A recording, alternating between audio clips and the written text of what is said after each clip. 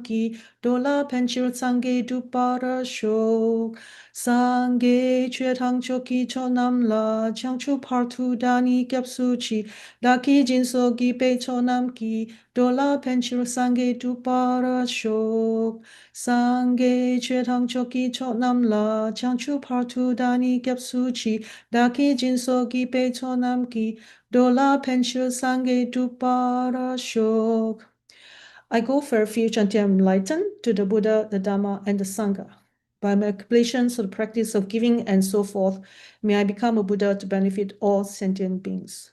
I go for refuge until I am enlightened to the Buddha, the Dharma, and the Sangha. By my accumulations of the practice of giving and so forth, may I become a Buddha to benefit all sentient beings. I go for refuge until I'm enlightened to the Buddha, the Dharma, and the Sangha.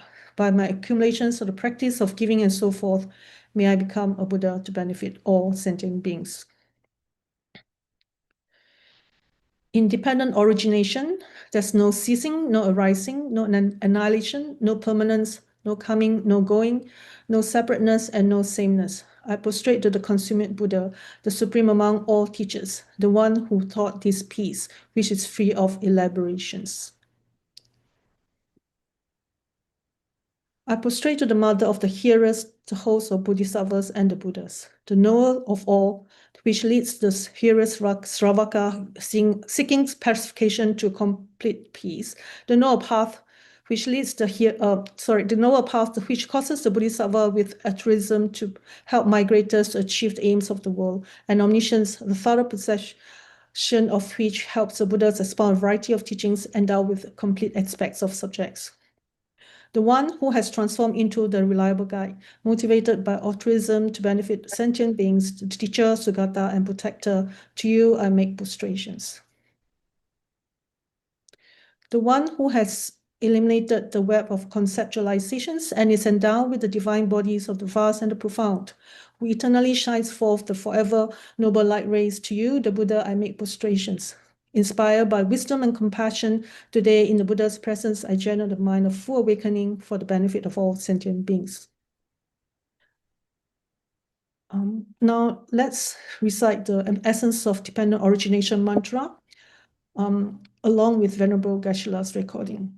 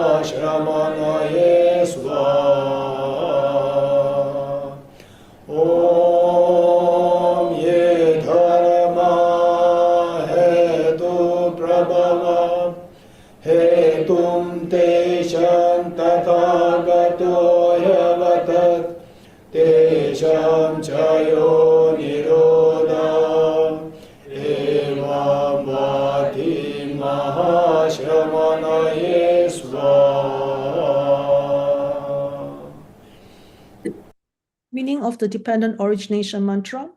All phenomena arise from causes. The causes are taught by the Tathagata. Whatever is the cessation of these causes is taught thus by the great seer.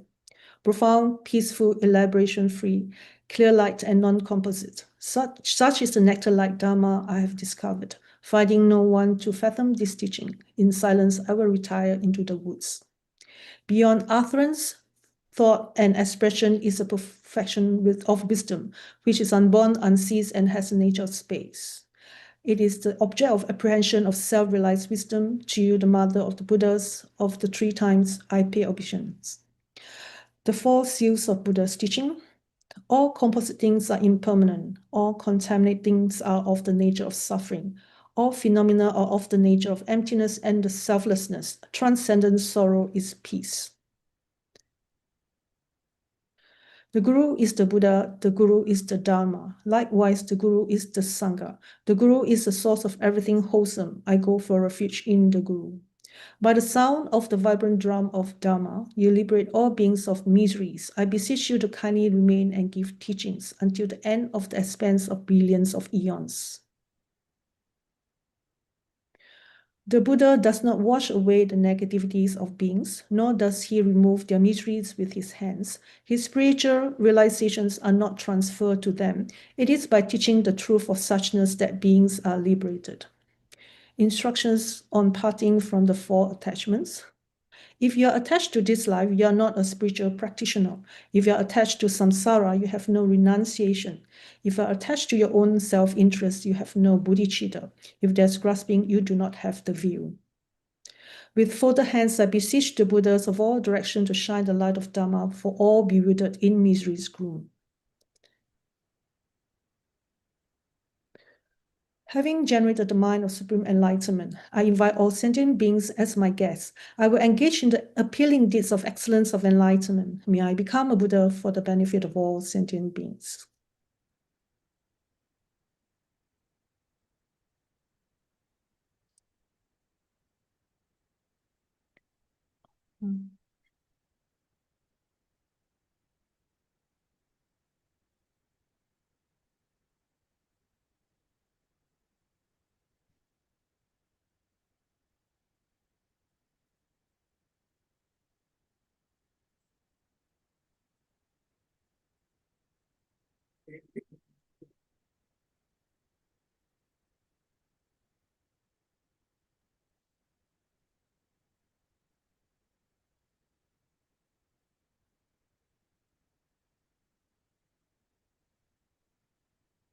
I think, are we going to do the praise to Shakyamuni Buddha?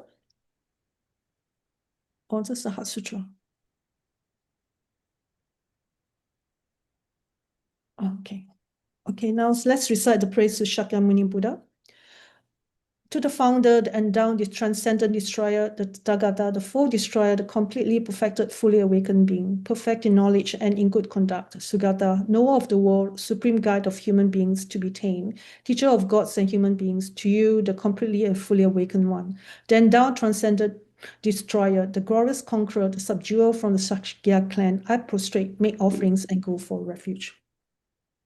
When, O supreme amongst humans, you were born on this earth, you paced out 7 strides, then said, I am supreme in this world. To you who were wise then, I prostrate. With pure bodies, formed supremely pure, with wisdom ocean like a golden mountain, fame that blazes in the 3 worlds, winner of the best, Lord, to you I prostrate. With the supreme signs, face like a spotless moon, color like gold, to you I prostrate. Thus free like you, the 3 worlds are not. Incomparable wise one, to you I prostrate. The Savior having great compassion, the Founder having all understanding, the field of merit with qualities like a vast ocean, to you the Tathagata I prostrate. The purity that frees one from attachment, the virtue that frees one from the lower realms, the one path, the spine, pure reality to the Dharma that pacifies, I prostrate.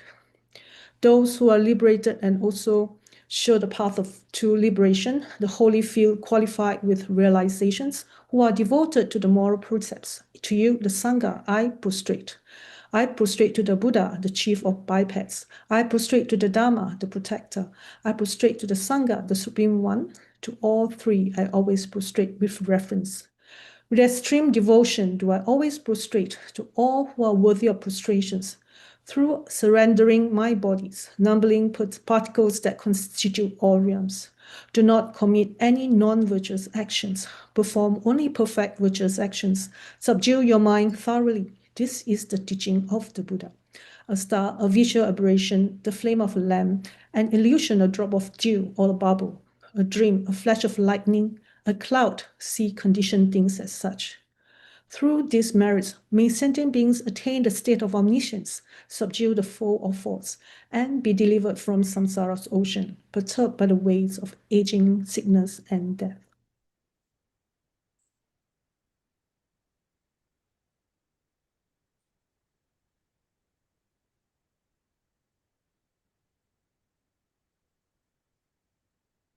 Are we reciting the Heart Sutra?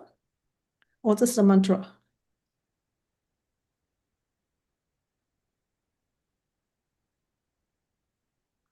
Okay. All right. Now let's recite the Heart Sutra mantra 7 times along with Venerable Geshe-la's recording. Deyathāvam gati gati paragati parasamgati bodhisvaha tyatha om gati gati paragati parasamgati bodhisvaha tyatha om gati gati paragati parasamgati bodhisvaha tyatha om gati gati paragati parasamgati bodhisvaha tyatha om gati gati paragati parasamgati bodhisvaha tyatha om gati gati paragati parasamgati bodhisvaha tyatha om gati gati paragati parasamgati bodhisvaha.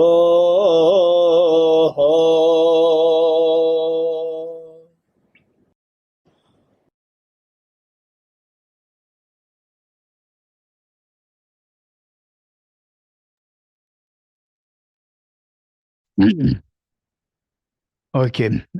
Can you hear me? Can you hear me? Thank you. Thank you, Anna Gregg, and thank you, Yenla. And thank you here. We have Srintunula, Kunjala, and Petunla. And all the participants, both offline and online. So as indicated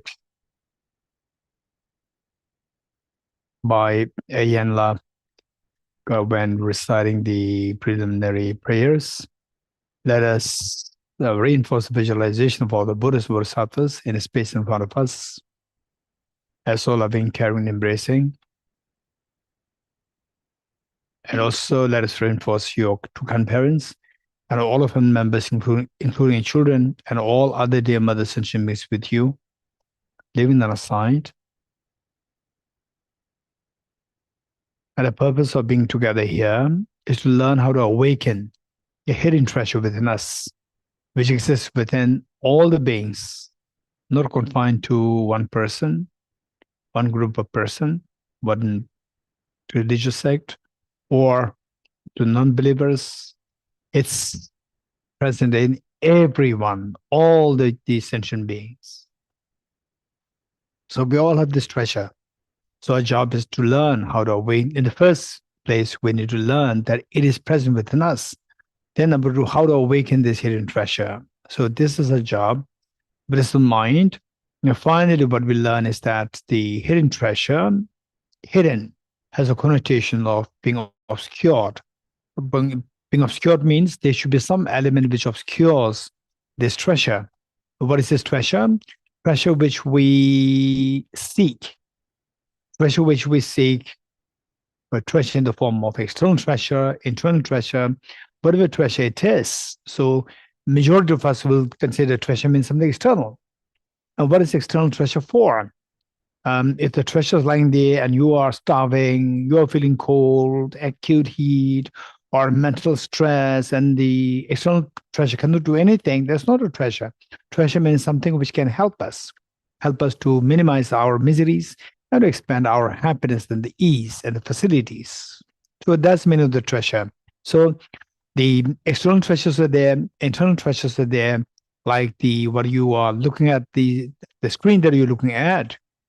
So what is happening on the screen? You watch the screen. You don't look at the chip, computer chip.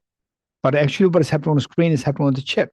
So what is happening on the screen is the external, and what is happening on the chip, this is the internal.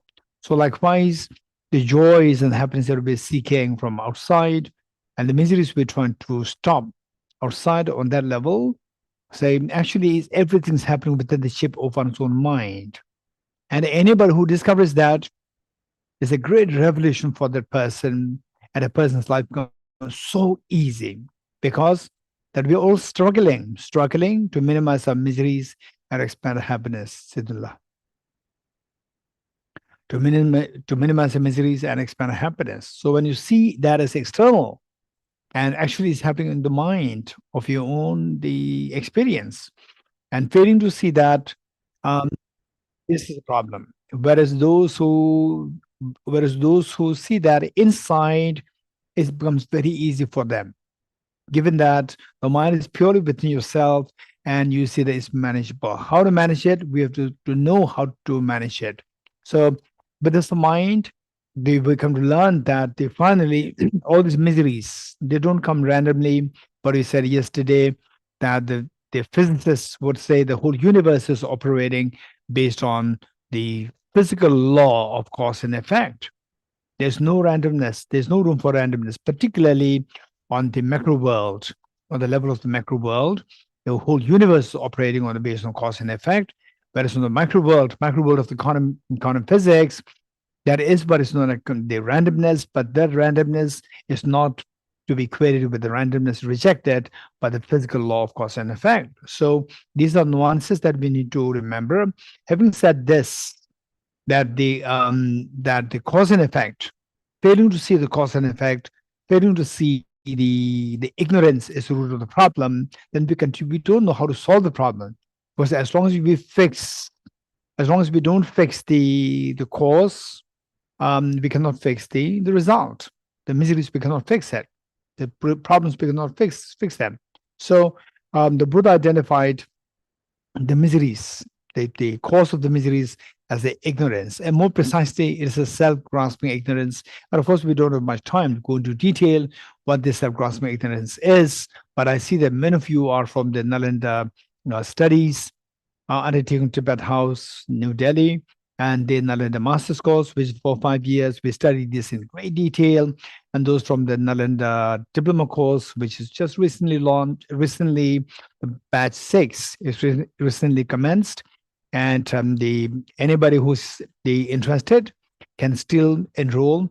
It's just like few sessions done. We still kept the enrollment open for others, because that oftentimes when we go through this the program, and then in the middle of the program, still people ask, please give me admission for this course, and that is very difficult time for us, because that if you give enrollment, then those who already enrolled, the pace, the momentum slows down, because we have to also consider the new enrollments.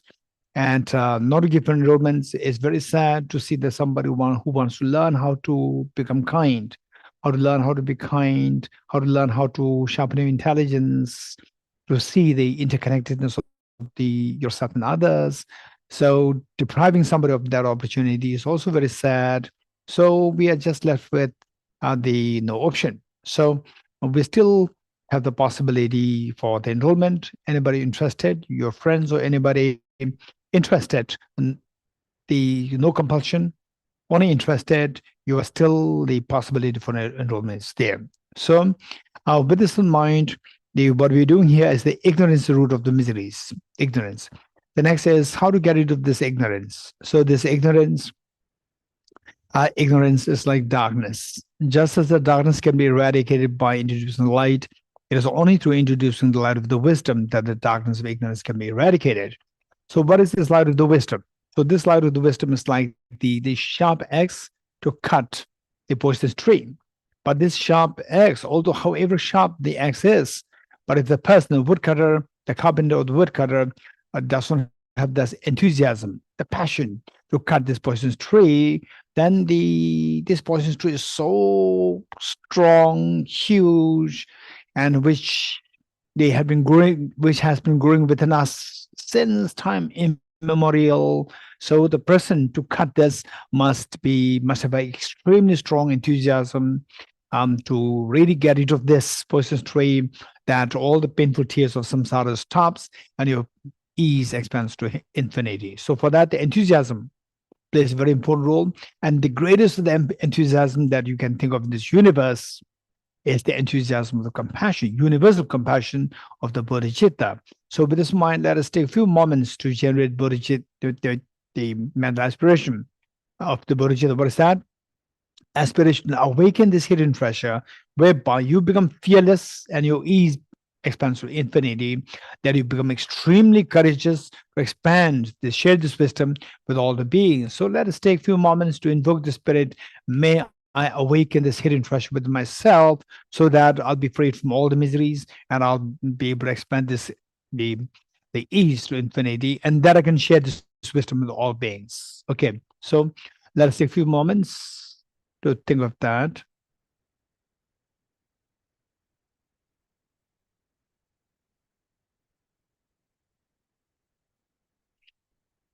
Okay, with this in mind, let us take the Aspiration Bodhicitta vow with the 5 verses.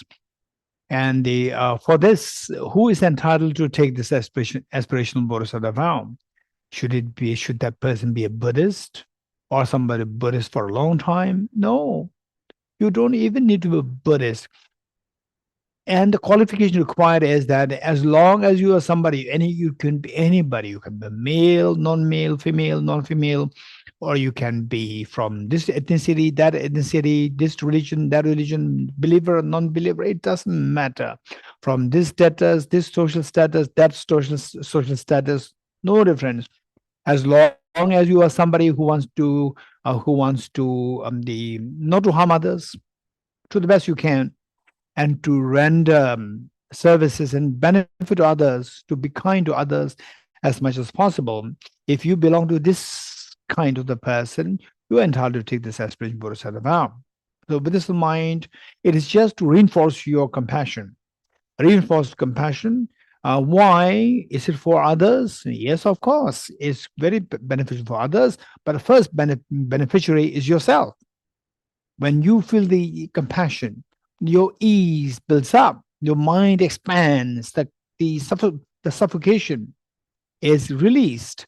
So that suffocation is a stress, and that stress, the holding the stress for too long can weaken your immunity.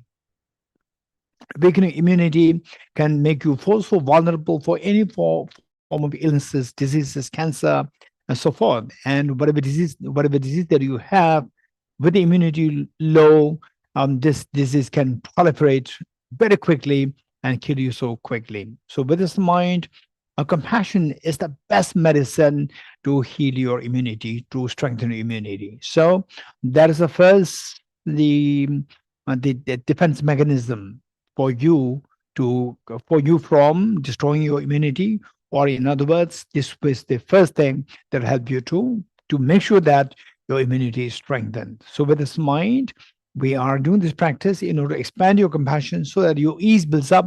Only when you become a happier person, you can export the happiness to your family members, to your co-workers, and to everybody. So you go to shop and the person talks to you, they could feel something in you. Oftentimes people say, oh, I could feel a good vibe from this person. What I mean by that? The person has a sincerity. The person has a compassion. When others feel that, this is what in the vernacular sense, people call it as a good vibe. So with this mind, they imagine that, and also when we undertake these the programs, which are extremely precious for your well-being, keep in mind to not to just keep it to yourself, but think of sharing this with all the beings. How? At least mentally. You cannot call all the beings, forget about all the beings, even the 8 billion human beings, you cannot tell them, come, and we will do this, engage in this beautiful program. So the people will think that you are crazy. At least mentally, you can do that.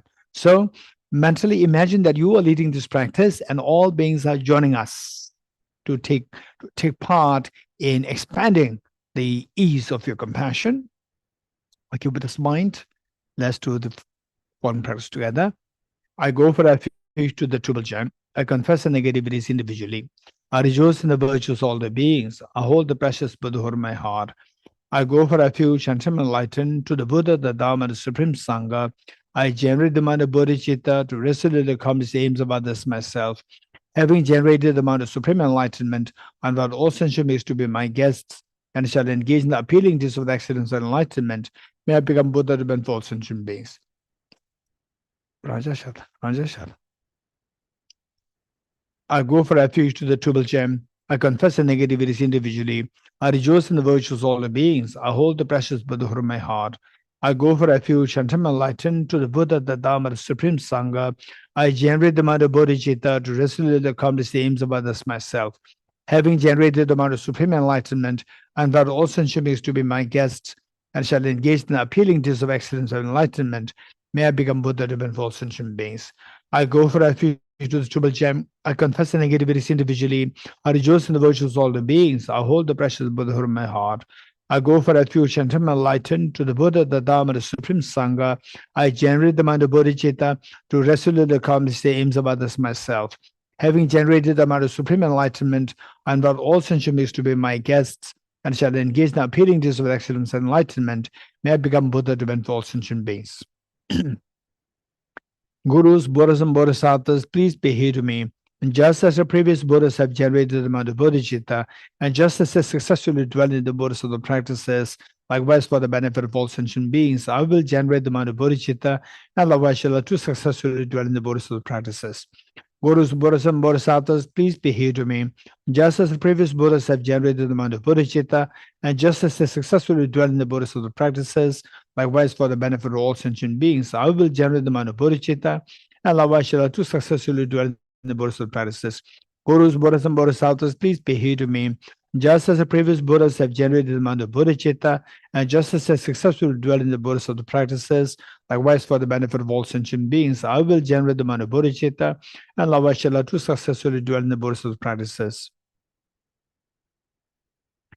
Okay, we'll do 5 minutes of Shamatha meditation.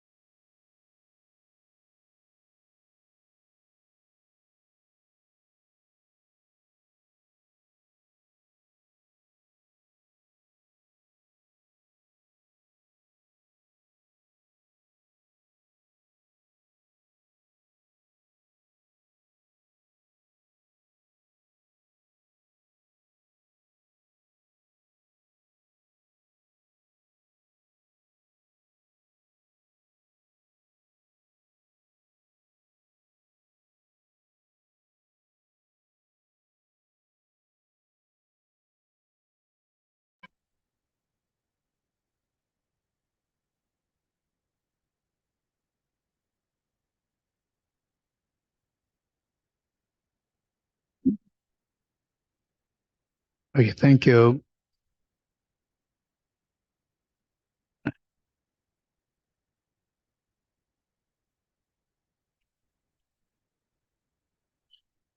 Okay, thus far, yesterday what we did was that the first prostrated to Avalokiteshvara, and in the context of the your spiritual journey, prostrating to Avalokiteshvara seen as your role model, which means that I too can become one like Avalokiteshvara. For example, say a very loving parents have the child, they expect the child to become one like them. And if the parents are very successful, for sure they will want the child to become as good as the parents. So likewise, Avalokiteshvara, Buddha, all the enlightened beings who are truly, truly compassionate, but the wish is that all the beings to become one like them, that all your fears, the painful tears stop, and your ease, your joys multiply at infinity. So this is what they're expecting. So we see them as our role models.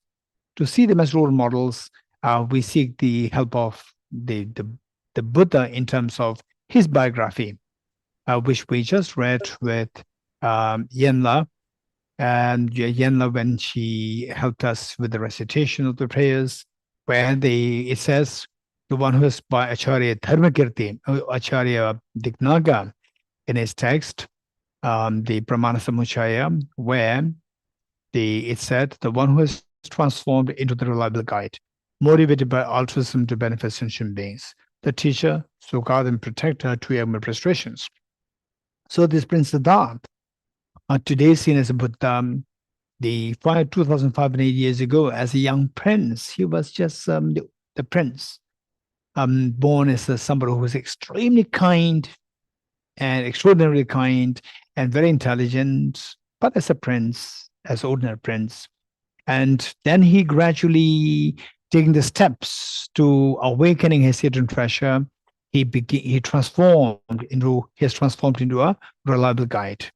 So his transformed into a guide, meaning that he became the reliable guide, guide who actually has been there has actually reached the destination. What is the destination? Which we all are seeking. There are two destinations. One, to be freed from the miseries, and the other, to have the ease, the maximum, that your mind manifests its true nature, where there is no obstruction from external factors. That you're freed from being affected by external factors. In other words, you're freed from the afflictive obscurations. That all your painful tears stop. Painful tears come into being when you see that you confront with external factors, and then external factors, they just overwhelm you and you have no control. You become so helpless, and then the tears flow. So when the external factors, they don't have any say on you, they cannot affect you at all, the painful tears stop. And then your perception becomes so pure that even say, on top of not having the erroneous apprehension of the mind, if the erroneous appearance of things stop.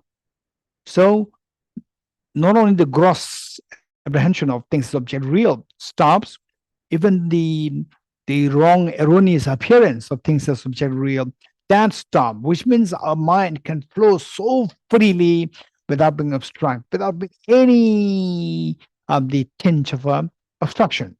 So for example, they say the sunlight travels from the sun to the planet Earth within 8 minutes.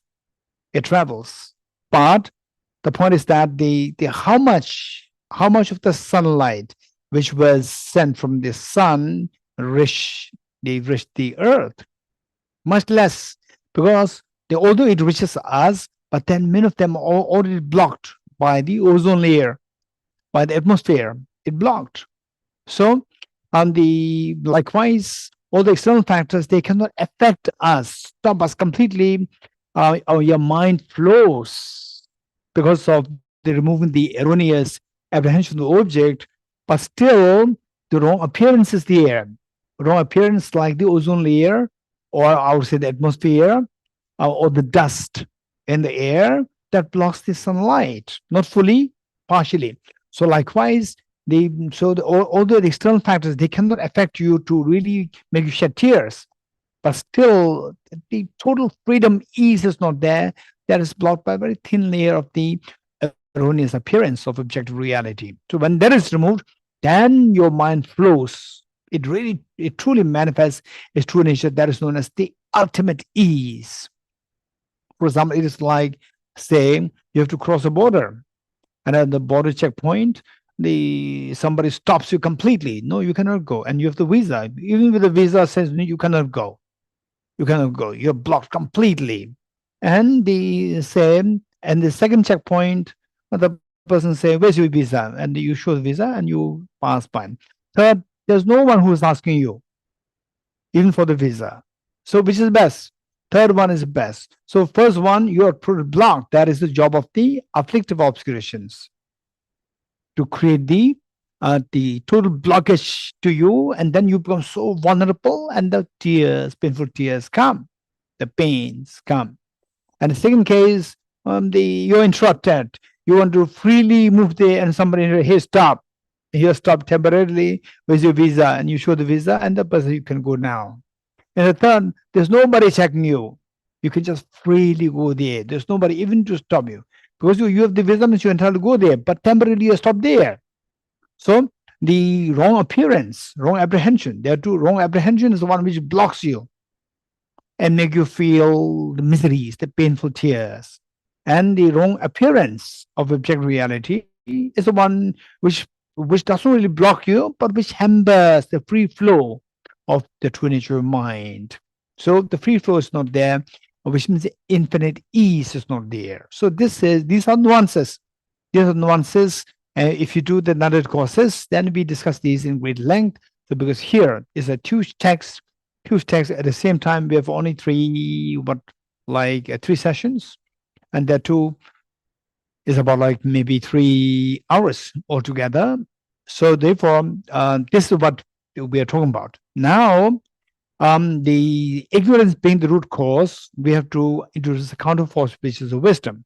And this wisdom, to what extent this wisdom can stop the erroneous apprehension or the erroneous appearance, is determined by the motivation. And the greatest of the motivation that we think of is the motivation of bodhicitta. What is the bodhicitta? Aspiration to become Buddha for the benefit of all sentient beings. But to reach that level, first, to benefit all beings, you should know how to take care of yourself. So learning how to take care of yourself is known as renunciation. Learning how to take care of all the beings is known as bodhicitta. So before the bodhicitta, we need to have a sense of renunciation, how to take care of yourself. So for this taking care of yourself, we see that to take care of yourself from what? From misery, from problems. What kind of problems? There are three kinds of problems, three kinds of miseries. What the Buddha taught us, all contaminated things are suffering nature. Three kinds of suffering nature were taught: suffering, the suffering change, pervasive condition suffering. So the author here taught us how to overcome the first suffering, the evident suffering, by tackling its cause. Its cause lies in the causes of the suffering lies in the negative karmas, and the non-virtuous karmas and non-virtuous afflictions. And afflictions are two: non-virtuous and neutral afflictions. Keep that in mind. So we will not really go into these details. If you're interested, you can ask me during the questions session. So what is the second one?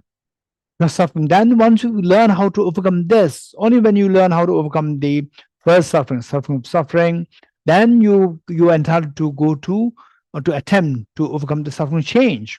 And suffering change, the causal factor is, of course, is the contaminated virtues. But how to overcome the suffering change? It's not that suffering change to be got rid of, but the attachment to suffering change, attachment to the mundane happiness, that attachment has to be cut. So this taught how to cut the attachment to the suffering change or the mundane happiness by seeing the ephemerality, impermanent nature of this, and how devious, how elusive the suffering change is. So how the how this is like a served like a bait for us to trap us in samsara.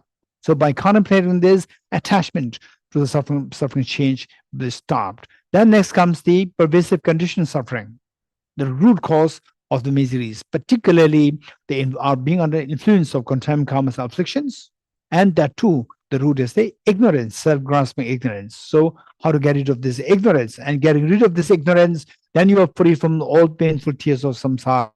Now you have already exited out of samsara. That is one phase. But still, your true nature of mind is not manifested. It is still under the sway of the subtler afflictions known as subtler mental departments, known as cognitive obscurations, or the erroneous appearance of things as object real. So now comes verse number 10.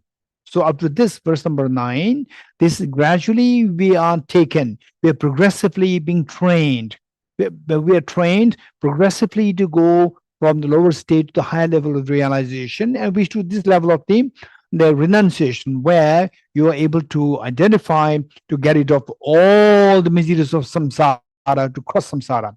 So with this, then the next phase is to manifest your true nature of the mind. So thus far, what we learned is how to stop your mind from being affected by external factors. Don't affect the world will not affect you.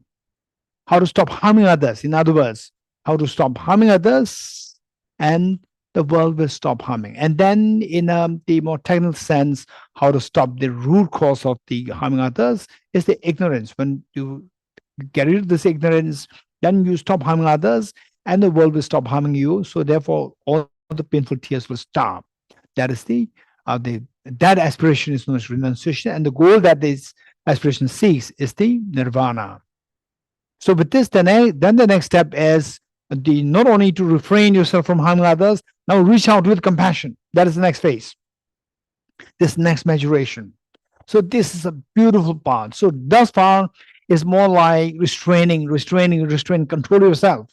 The next says, don't control, let the mind flow, reach out to other beings.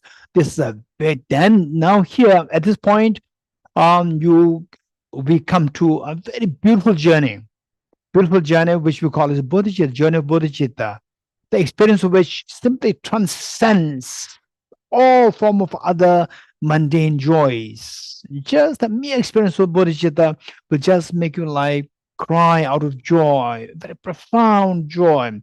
So that's an incredibly great journey. So this journey it starts from this verse number 10.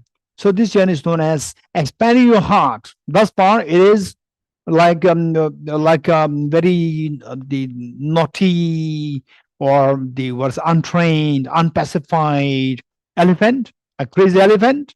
You have to tame the crazy elephant. So our mind, like a crazy elephant, you tame it. With the renunciation, it helps to tame the crazy. Now the crazy elephant is calm down. What's the job of the elephant? Right on it and just move so fast. Or the crazy horse, tame it first. Once before you tame it, you cannot use this horse. Tame it fully. Once tamed, don't just keep it there. Then use it to take you to your desired goal very fast. So for that, and then next is to reach out, not just to restrain. Now to reach out, make the mind reach out, because the true nature of mind is to reaching out. The mind is like the light. The light is not always restrained, but the light is to expand to the universe. For example, the light in a pitcher, in a pot, trapped in a pot. You break the pot, what will happen to light? Light will just expand to the whole room. Whereas a tiny stone put in the pot, you break the pot, the stone will not expand, but the light will spread everywhere. The stone will not spread. So that is the job. That is how our mind behaves. Our mind, the nature of the mind is like the light. It simply expands. So these are the incredibly great treasures taught by the Buddha. So we learn these things and then see how true they are. If you, after knowing all these things so thoroughly, and if you come to know that this is not true, then discard it. Discard it. Don't be too, no need to be chauvinistic. No need to be fundamentalist. Oh, the Buddha is teaching, I'm Buddhist. No. If it is really irrelevant, just discard it. the way His Holiness the Dalai Lama was saying that, for example, the concept of the cosmology taught in some of the Buddhist texts, cosmology, where the sun and moon, the size of the sun and moon are seen as very almost like same, and the shade the night that we feel is because of the shade of the Mount Meru. His Holiness said these are just hopeless psychology. Oh no, the hopeless cosmology. So His Holiness so there and so practical, so realistic, and so objective in the approach that if that doesn't really tell you the reality, why do you have to accept it? Simply because it's your tradition doesn't mean that you have to accept it. You can discard it. So likewise, these concepts, they are so precious. It's about your well-being. It's about the well-being of the people who you love. And eventually, it's the well-being of the whole humanity, whole ecology, all the beings, including the animals, insects, and so forth. So their well-being. So this is a beautiful, incredibly valuable, the teachings. Okay. So with this, now comes about the Buddha, how to expand your heart. So that's why we train to subdue this unruly elephant or unruly horse. Now, this horse is under control, pacified. Now you make this horse to move to your desired goal. Let your mind expand, reach out out of compassion. So the most refined version, the most powerful version of this compassion is known as Bodhicitta. And of course, we are doing very like a crash course. We even just for the Bodhicitta, minimum it takes like 1 week, 2 weeks of studies. But here we are doing it very quickly. And for the Bodhicitta practice, is a beautiful practice. And if you, without practicing this, without going through these stepwise practices, it's impossible that one can experience Bodhicitta until you are trained in your past lives. There can be exceptions. 1 out of 1 million, if I'm not too presumptuous, 1 out of 1 million can be expected to have practiced this in the former life. Otherwise, most likely, for ordinary people like me, or many of us, I would say that we have to practice this in this life. We can't expect that it will, he said that 1 out of 1, I may be one of them. Don't expect that. Better be very realistic, study these, practice this, first study this, contemplate on this, and practice this, and then see the benefit. See the benefit, and over time, it'll take a long time. But this journey is very beautiful. It's very beautiful. And and when you, with this practice, if you don't have any responsibility, bigger responsibility, then you think that, oh, now I'm a Bodhisattva.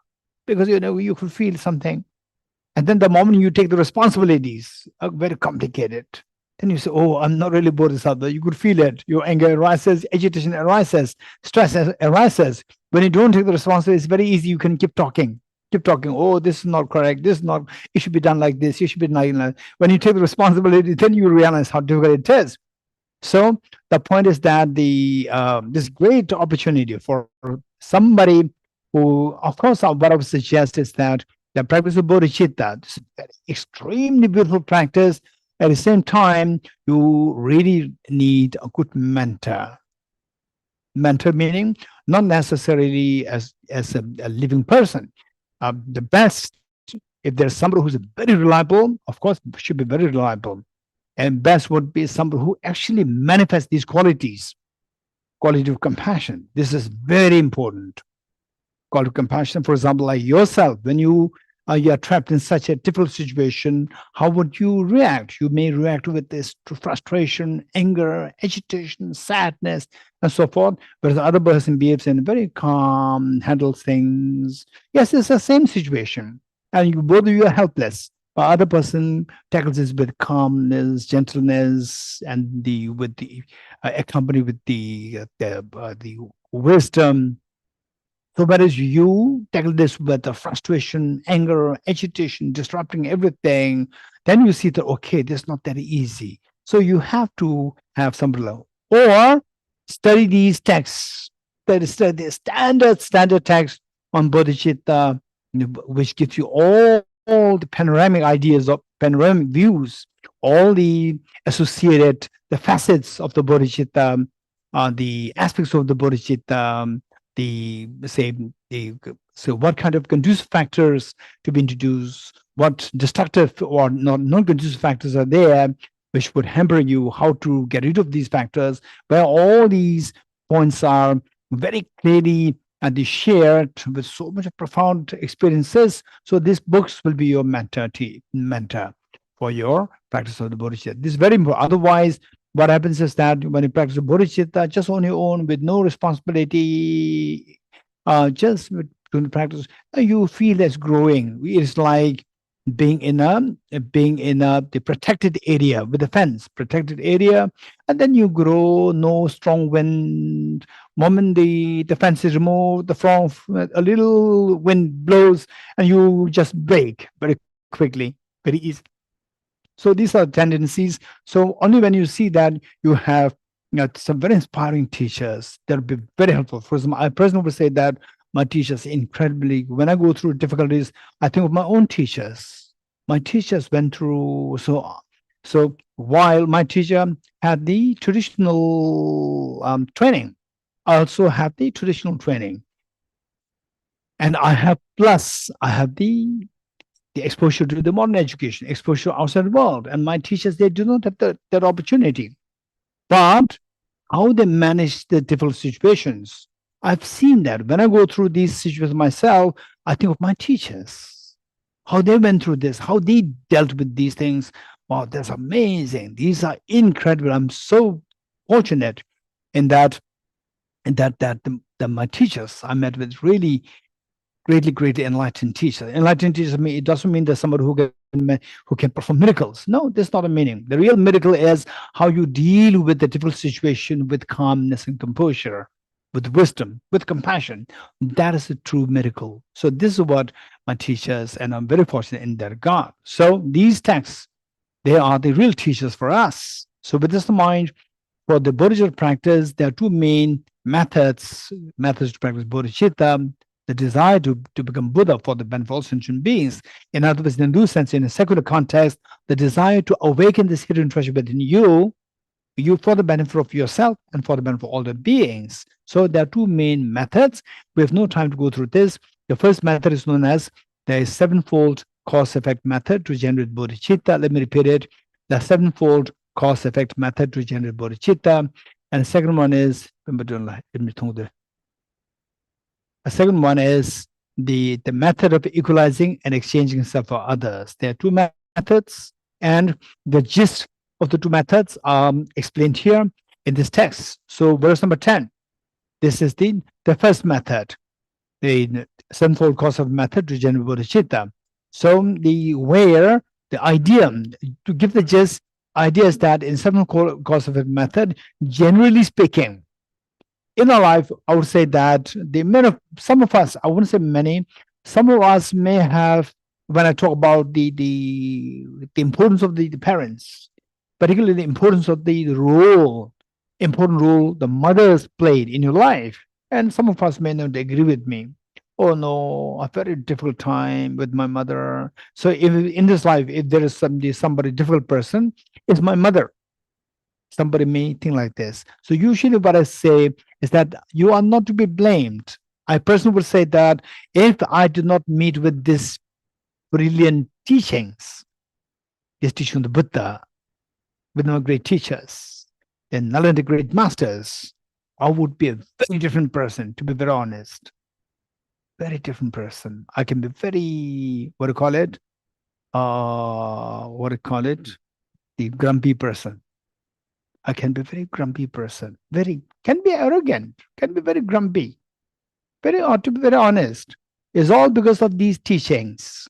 It's all because of these teachings that, I'm able to tone down my grumpiness, my ego. It's all because of these teachings. So if you don't meet with these teachings, how can you blame somebody? That, oh, you're such a horrible person, or why don't you feel grateful? Why don't you express gratitude to your parents? parents is so shameful. No. So when you don't meet with these teachings, how can I expect somebody to know all these things? So I'm not blaming anybody.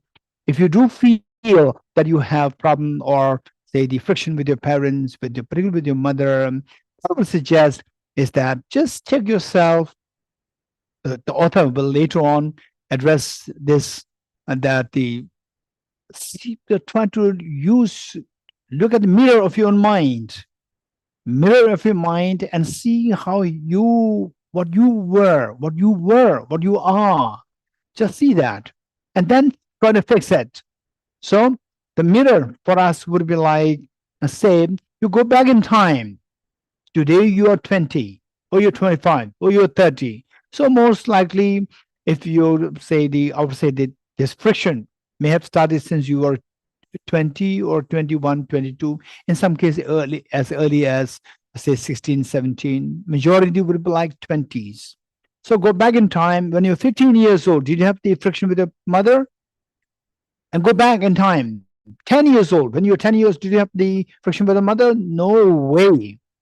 No way. When you're 5 years old, no way. You are so vulnerable. You're heavily dependent on your mother's love, and mother's always there to sacrifice,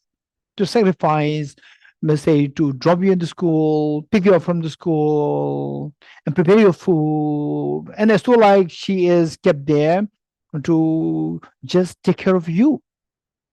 So this is how we were brought up when we needed the affection the maximum. Then by the time we reach age 16, in some cases 15, and oftentimes 17, 18, 19, then the complications arise. So I say that if this complication arises at that age, so that is the age where you should be able to support your mother. Don't expect the mother to support you, because when you needed the mother's affection the most, when you were a teenager, when you were a very young the child, age 5, 6, 7, 8, 9, 10, or age 1, 2, 3, 4, 5, 6, you've got the maximum affection from your mother. And now is the time that you're already grown up. So where the mother's becoming old, mother should be expecting affection from you. Now, on the contrary, you complain, you fight. So this is where, only when you go back in time, when you are age 1, 2, 3, 4, 5, 6, 7, 8, like age 12, 13, 14, then the more you think about those days, the more your tenderness of your heart will be manifested. And then your outlook of your mother will be very different, will be changed. You are not a bad person. You also have this beautiful feeling of the feeling of compassion, feeling of the love and affection towards your mother is so ingrained within you. The only thing is that it goes more down and down, and then it doesn't really come to the surface because of the situational differences that arise between you and your mom.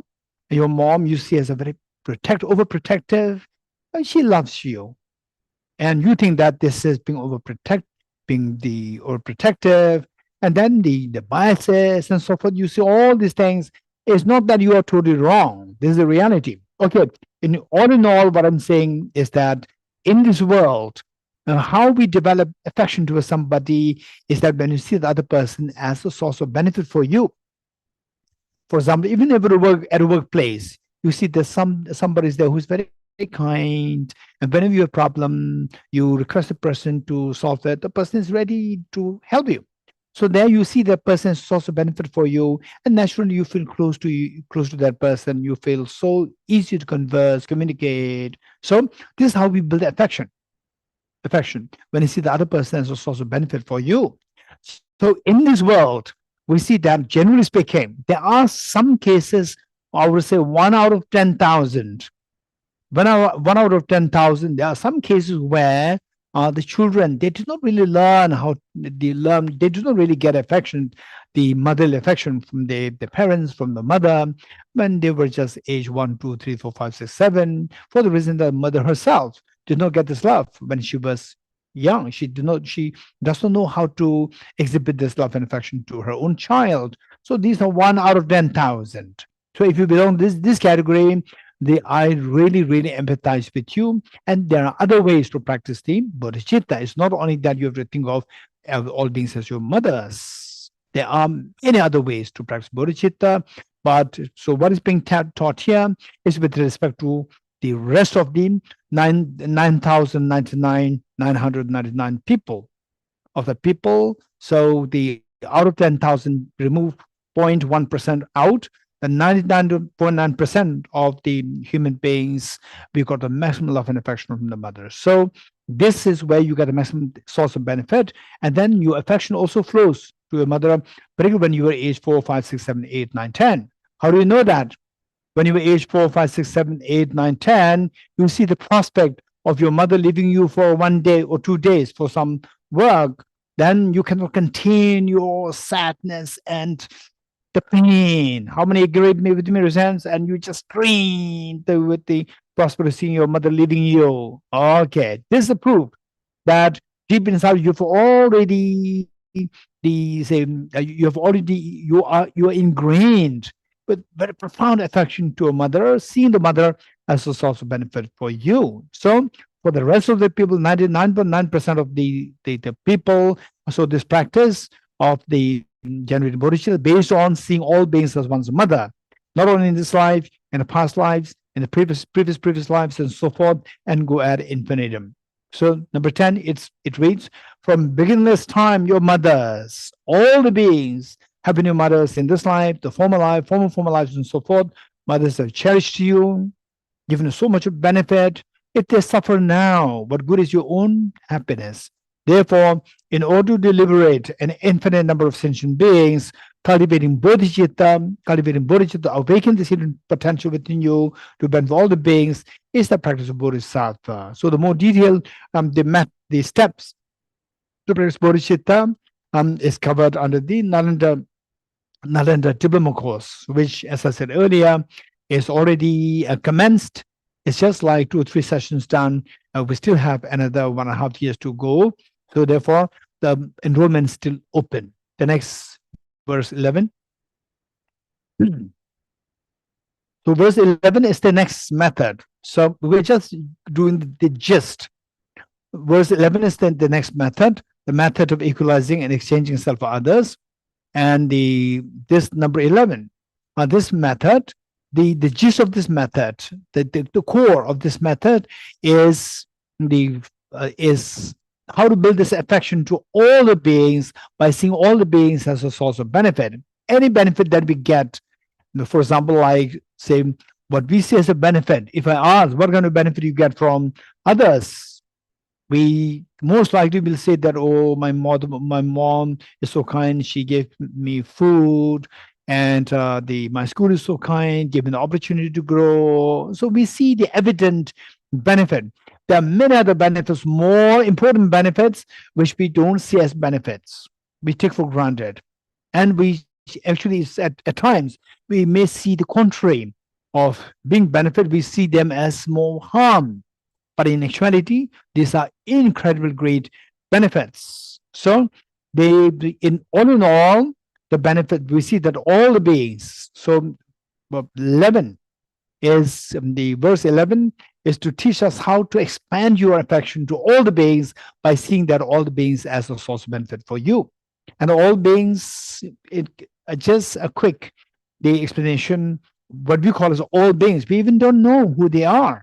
But we can safely say that all the beings that exist in the universe will fall under 3 groups: the near and dear ones, the neutral beings, and the difficult beings, difficult people. So near and dear ones, your mom, your dad, your friends, husband, wife, children, so forth. And you see that whenever you go through difficulties, they are to help you. This is known as the near and dear ones, how they are being beneficial to you. Because of this, then you feel affection to them. What about neutral beings? What about difficult people? And the Buddha taught that everyone has rendered so much affection, maximum affection to you. And perhaps the benefit that we get from the neutral beings are bigger in scale and more profound in comparison with the benefit that we get from your near and dear ones, and the benefit we get from the difficult people. This is the most profound and the most lasting benefit. So if you're able to see that in that light, then your affection will go to all the beings. With this, then the compassion to the difficult people will grow even more, because the difficult people, by being difficult means they're accumulating negative karmas. But while they give you the maximum benefit in terms of the lasting benefit, at the same time, in the course of giving this benefit to you, and they create so much of negative karmas. So they suffer. So your compassion grows to them because you see them as source of benefit. Your affection flows, and yet they are suffering. So your compassion flows. It is like a mother seeing a child who is so sick and extremely mischievous. The moment the child gets some energy, the child only what he or she does is only just to curse or fight with the mother.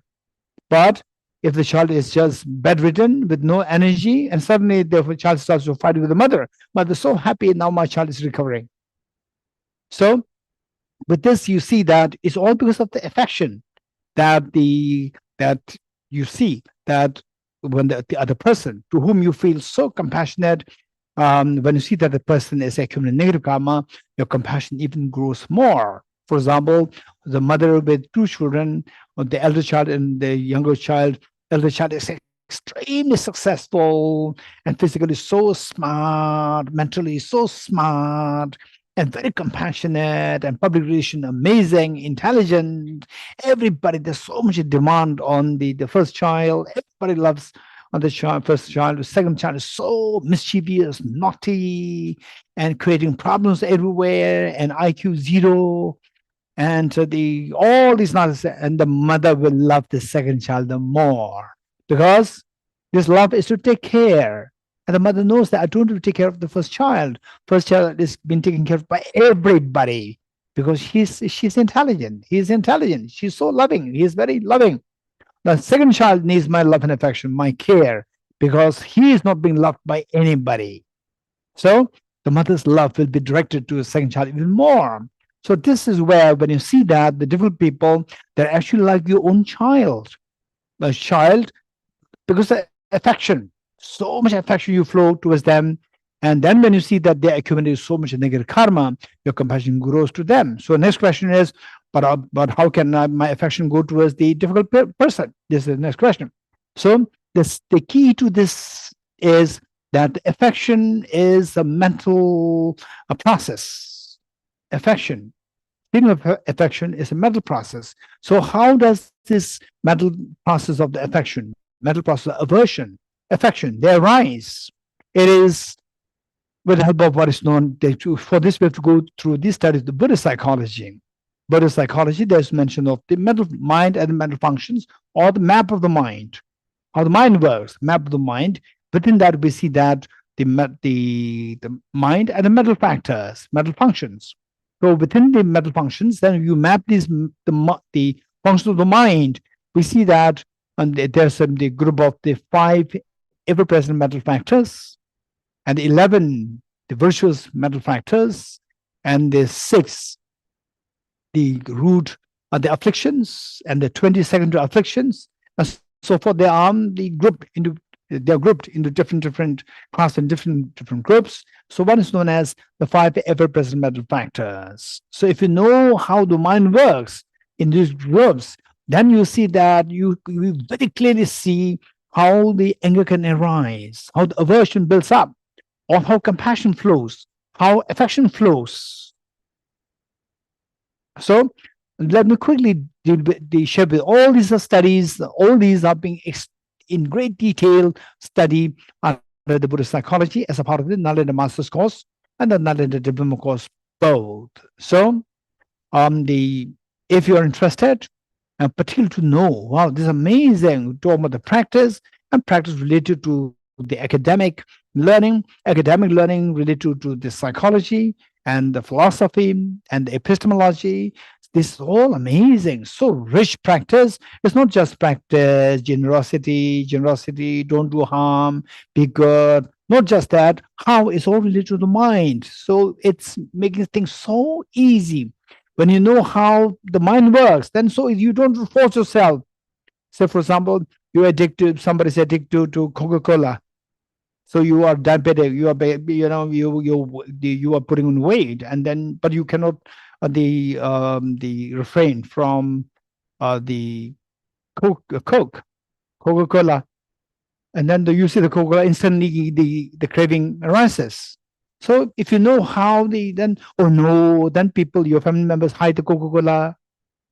When somebody brings Coca-Cola, the family members will throw the Coca-Cola out to protect you, and you know the Coca-Cola already entered, and where is it disappeared? You become so grumpy, angry. Mom, where's the Coca-Cola? So there, and the mom says, no, no, no, no, no. And then you about to fight it with your mom, and the father comes. And then you get control, or your wife comes, you're under control, or your husband comes, you're under control. Oh no. So this is a deliberate forcing yourself not to engage in something which is harmful to you. But if you know how the mind works, like these what is known as 5 ever-present mental factors, if you know how these 5 ever-present mental factors work, then it's so easy for us. So easy. We can make it result to happen without forcing yourself, without going through the resistance. How? So the 5 of them, the first is the contact. Second is the attention. Number 3, anyone? Discrimination. Number 4, anyone? Feeling. Number 5, intention. Okay, so many of them, they already have, not that they have clairvoyance, they studied it before.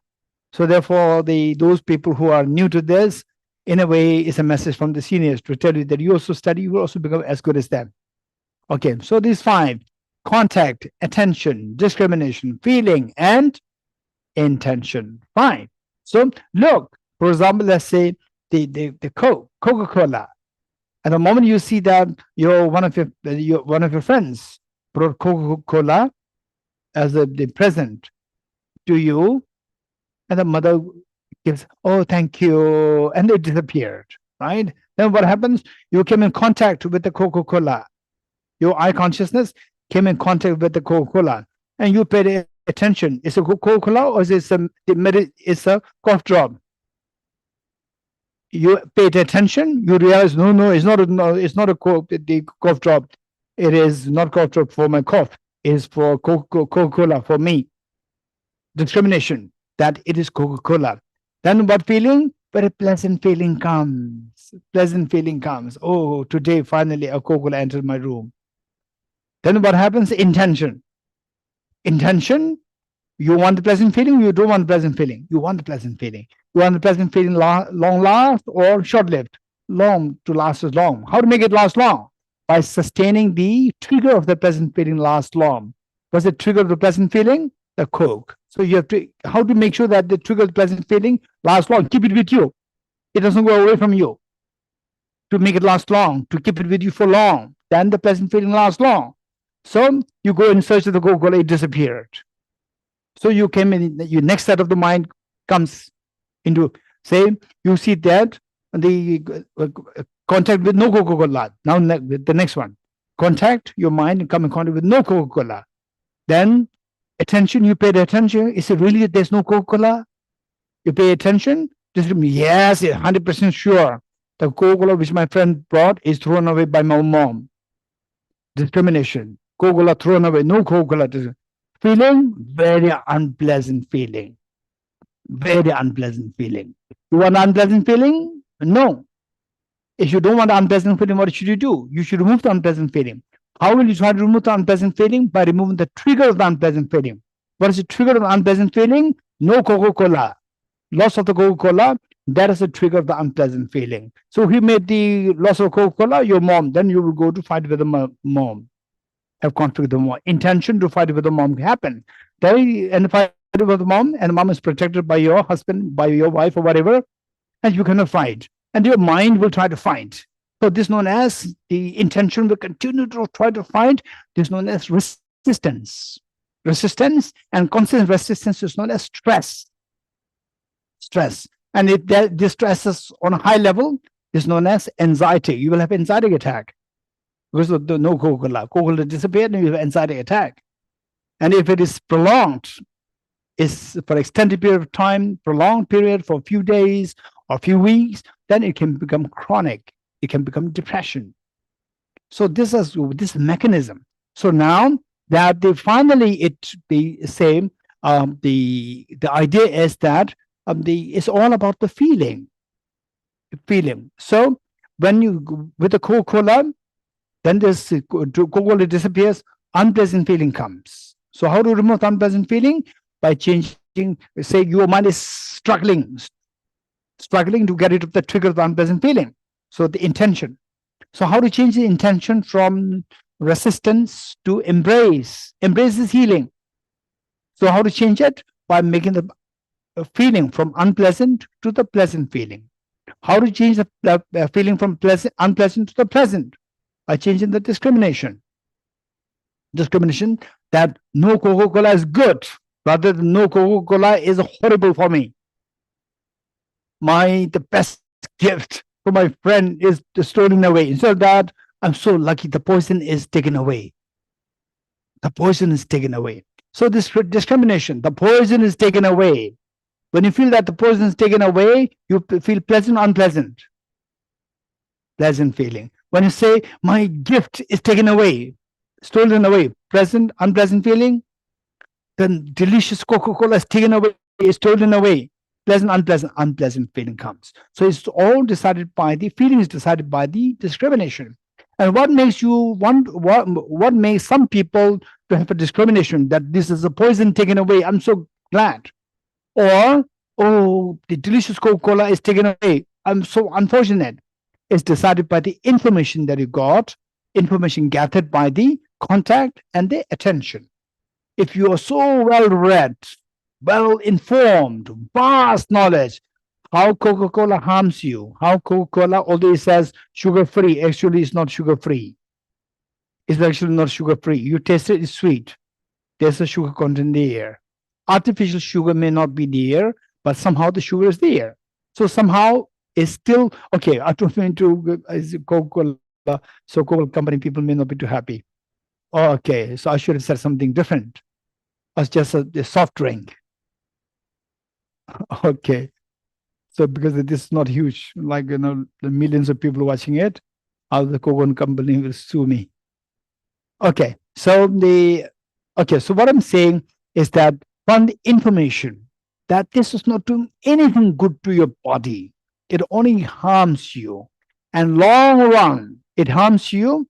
In the long run, you'll weight gain and your arteries will be blocked, heart, and your sugar, the sugar level will increase, and all these health issues will come. Once with the age, the health issues come up to quell these the health issues is very difficult at that age. So be careful, don't kill yourself.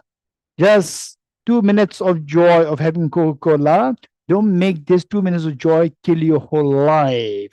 Oh, it's very scary. Even people who are addicted to the alcoholics, when the doctor wants you, hey, stop alcohol or you will die in few weeks or 1 month, then people stop because of the fear, knowing the reality. So the idea is that with the correct information, the discrimination can be changed. Instead of, oh, my delicious Coca-Cola stolen away, that the poison goes out. Poison goes out, what is feeling? Pleasant feeling. Oh, my delicious Coca-Cola disappeared. Unpleasant feeling. So feeling determined by the cognitive, the realization of the discrimination, mental factor of discrimination. And mental factor of discrimination is determined by the what kind of information that you've come in contact with and that you've gathered and that you have paid attention to. So we see that the information is so important. Information, correct information, complete information, and systematic information. Let me repeat it. Correct information, complete information, and systematic information are required to make the discrimination a valid discrimination, very sound discrimination, which will give rise to a feeling, extremely pleasant, a healing feeling that will make the intention to embrace the situation rather than reject the situation. So that is the healing. So with the intention, the embracing, your immunity will just be boosted. All the happy hormones will be released, serotonin, oxytocin, or endorphin, dopamine, all will be released, and your immunity will just be boosted. When immunity is boosted, your body will just fight all the ailments, diseases very easily. So you become very strong. So this is way, way, way better than say going to the gyms and so forth. Gym you pay like, I don't know, 20,000 rupees per month, and you go only for 2 days and you're tired and then you leave it. So this is what many people do. Okay, so in short, this is how the mind works. With this mind, how can I generate this unconditional love even to the difficult person? So it's about these five mental factors, five ever-present mental factors. So how? Say these difficult people, I describe them as difficult. In actuality, these are not difficult people. These are the people who give me the maximum benefit. What kind of benefit I get from these people? You should be extremely objective in your approach. Don't just exaggerate. Oh, everybody's so kind. Everybody's so good. There's no bad person. Don't exaggerate. You should be very, very and don't rely on a partial information. Go for a complete rich information. What's rich information? Knowing the facts and still be able to see the different people as a source of benefit. By being factual, don't exaggerate. Oh, my neighbor is so kind. No, your neighbor is the one who is creating problem on you. Your neighbor is the one who is playing now loud music on Sunday morning, throwing garbage next to your door. Oh, no, my neighbor is a divine. My neighbor is a Buddha. This is exaggeration. Don't exaggerate. Don't exaggerate. You have to know that your neighbor throws the garbage next to your door. You have to know that. My neighbor throws the garbage next to my door. And your neighbor's plays a loud music on Sunday mornings where you lose your sleep. You have to know this.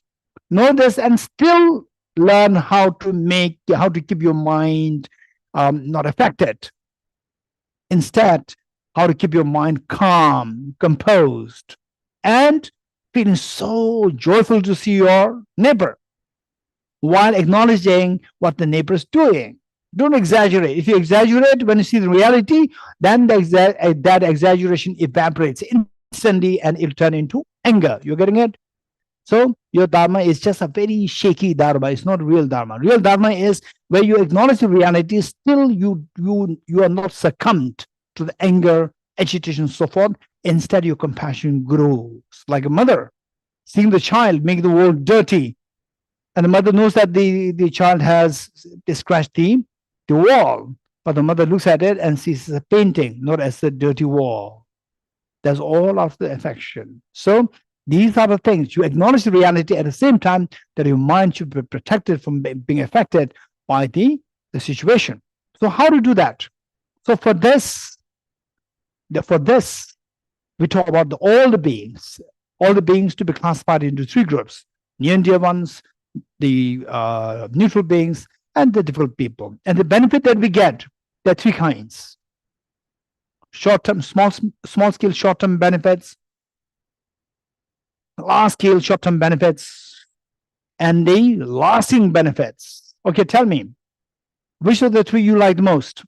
Tell me with honesty. Small-scale short-term benefit, large-scale short-term benefits, and the lasting benefit. Which do you want the most? Tell me, very quick. Okay, the girl there. Lasting benefit. Amitji, lasting. Okay, lasting. Okay, online, lasting resents. Lasting benefit. This is the greatest benefit, resents. Where all my tears stop. Tears don't repeat. Okay, resents. Very good. So we see that if you truly see that there is a lasting benefit, we never thought about the lasting benefit. We only thought about the immediate benefit. And some social activists, they think of the large scale short-term benefits. Majority of the people only see what is next to your nose, the benefit that you see in the nose, or in your nose, which is the short-term, small-scale benefit. This is what we see. And because we get these from the near and dear ones, so therefore we say, I feel close to my mom, I feel close to my dad, I feel close to my husband, wife, children, so forth. Because that you get these immediate joys and happiness from the inner circle. We call this inner circle. But the large scale, long-term benefit, large scale, short-term, but large scale. For example, like airport. We use airport. We do use roads. Whose road is that? Is that your mom's road or dad's road? No one's. Whose road is that? Is it something which came from the air, from the sky? It fell? No, somebody constructed. And who is that person? Person A or person B? No, there are thousands and thousands who are involved in this, and money is involved. And whose money? Public money. What is public money? The tax money paid by all the millions and of the people. So do you know these people? I don't know these people.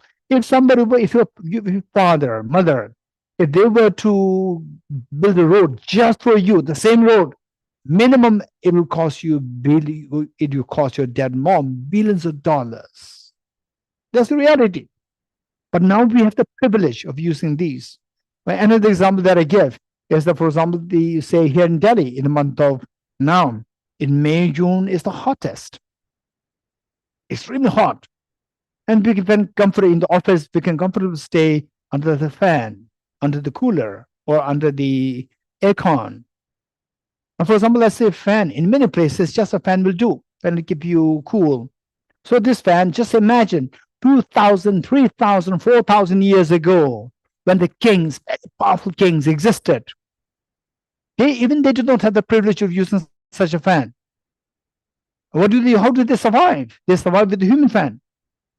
Human fan is very complicated. You have to feed them. You have to give them salary. You have to give them food. If you don't give them food, they will collapse. You have to give them food. And then you get good food, and then they fan, but it's not as effective as the electric fan. And sometimes they may feel sleepy. Electric will not feel sleepy. And then if they're active, they will keep, they're also watching what are you doing. Electric will not watch you. It's very complicated. They see what all your secrets. They can see that. So it's very complicated. So the past, they say 2,000 years ago, 3,000 years, 4,000 years, kings and queens, they have that privilege. But this privilege alongside, there's a risk also. So many of the secrets, what do you call it?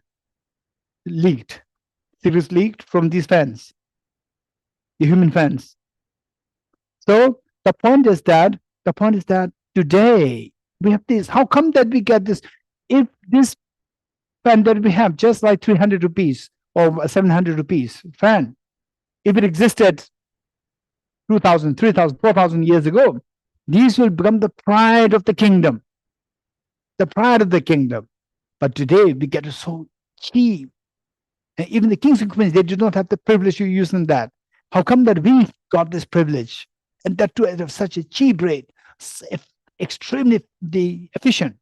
It's all because of what is known as the mass production. What do you mean by mass production? Where there are so many people buying the same product that makes the product so cheap. Who are these people? Millions of people buying the same product. Who are these people? Do you know these people? We don't know these people. These are known as neutral beings. Because of neutral beings, our life has become so easy. This is the more we think about these things, then we realize that we start to feel gratitude. We start to feel close to near ones. So the next is the difficult people. So difficult people, why they are known as difficult? For example, okay, to make it quick, actually we can go in great detail with this, but to make it very short, let's say that at the airport, you must have seen some VIP movements. How do you know that, oh, this must be a VIP movement? Anyone? How do you know that this must be VVIP, not just VIP, VVIP? How do you know that? Anyone? AK, Rebecca.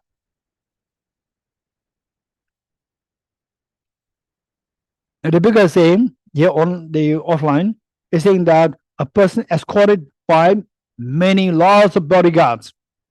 Bodyguards thinks, oh, this must be VVIP. How many agree with Rebecca's sense? To make it very quick, we all agree. So, what is the job of the bodyguards? To protect you. to protect you. And they say, when you are in a crowded place, in a crowded metro, crowded place, do you feel the fear? You don't fear. You don't feel that somebody will come to strangle you, because that's why you're protected. You're protected by all these people. VIP have VVIP must have maybe 20 or 100 or 1,000, but for you there are tens of thousands of people as your bodyguards.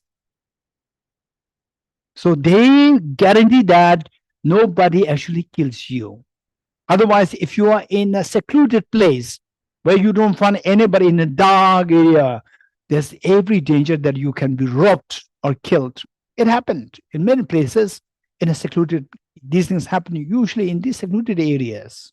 So what makes you feel safe, which the VVIP is seeking, is supposed to be getting from the security guards, and you are getting the same thing of higher quality. Who gives you this sense of security? All the people around you. And these people are amazing.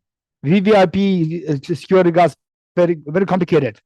You want to go to the loo, they also come to the loo. Very complicated. But your security guards, they will never come to the loo. You don't have to pay them, it's for free. And then they say, when you want privacy, they will give you privacy. They will not come intrude in your privacy. And you don't have to pay them, you don't have to feed them. They will take care of themselves. So, thinking these, who are these people? These are neutral beings. You don't know them.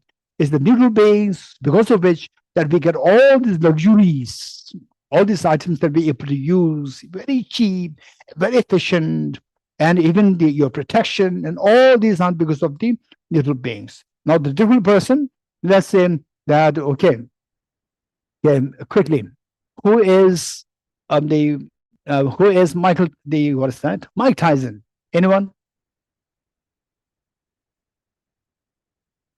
Okay, anyone online? So offline, somebody all to give the answer. Online, very quick. Online. Okay, online. Australians, no one. Okay, Andrew, unmute. Mike Tyson's a boxer, Geshe. Okay, Andrew, don't make it very boring. He's a boxer. Don't just say boring. He's a legendary boxer. You're getting it? Legendary heavyweight boxer.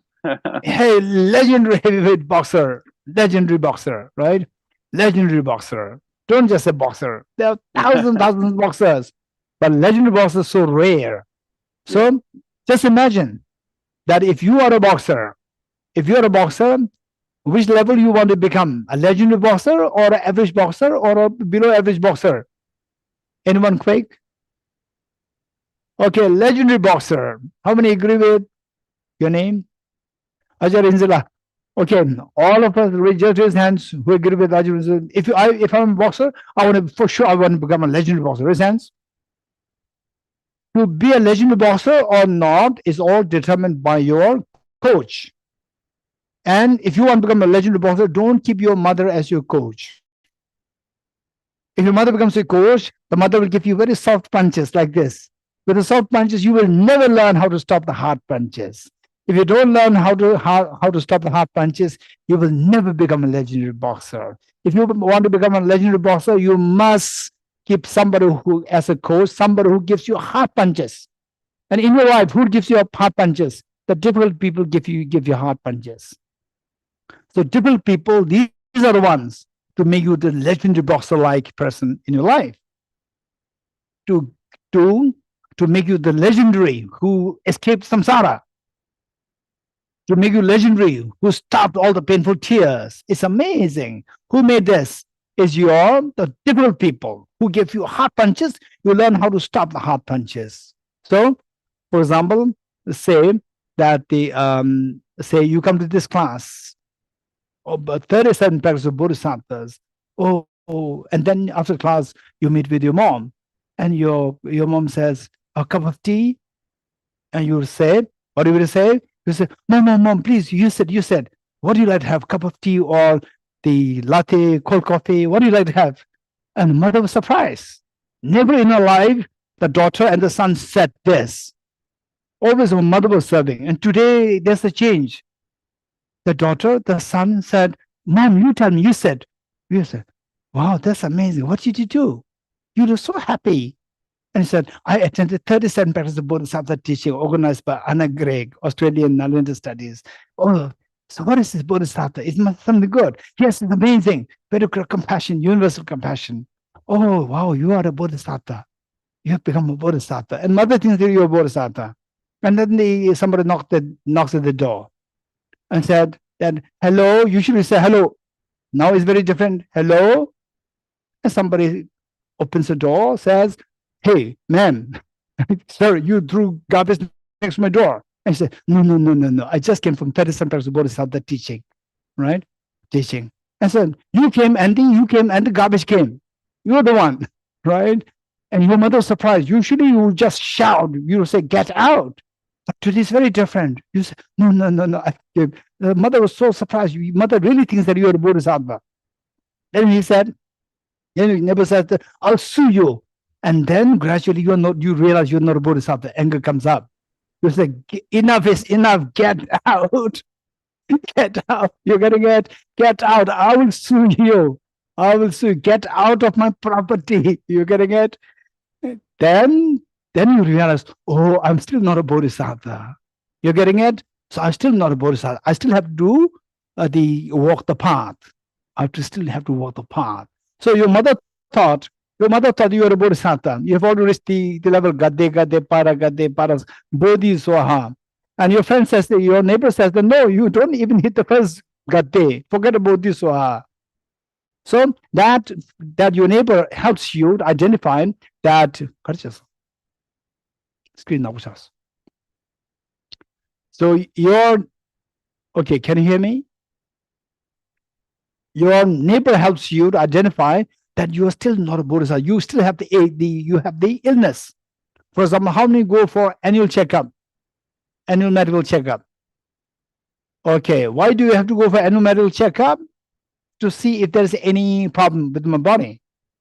Do you have some problem? Well, no, I don't have a problem, but if there's something which I may not know, the doctors will say. So how do you do that? You pay money.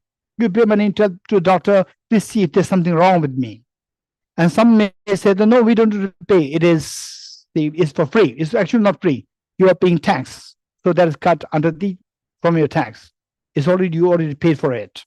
So whether you go for the test or not test, you already paid it. The government already cut from the tax money. Okay, so you paid, but so paid for what? To see if there's any problem with you, physical problem.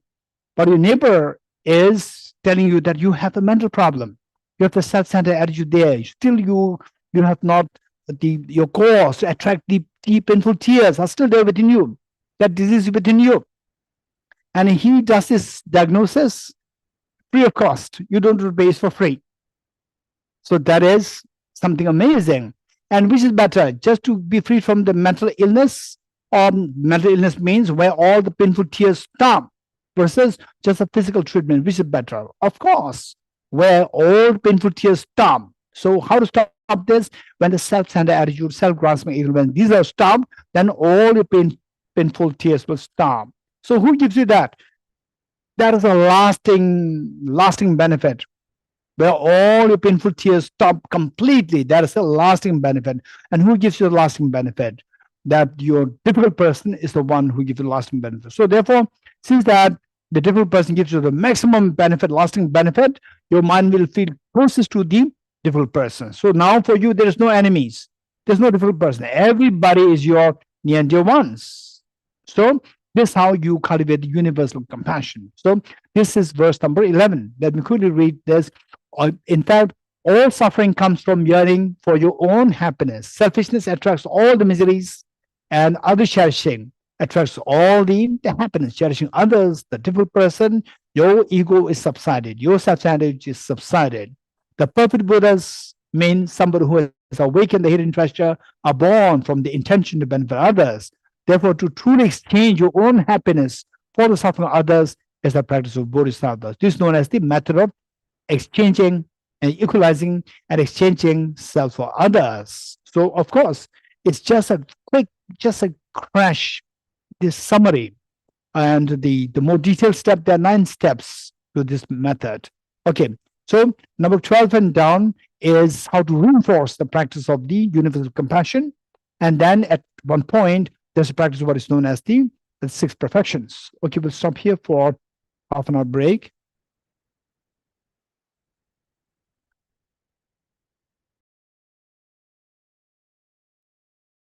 Thanks, everyone. We'll be back here in 30 minutes. Just keep a little bit of an eye out on the screen.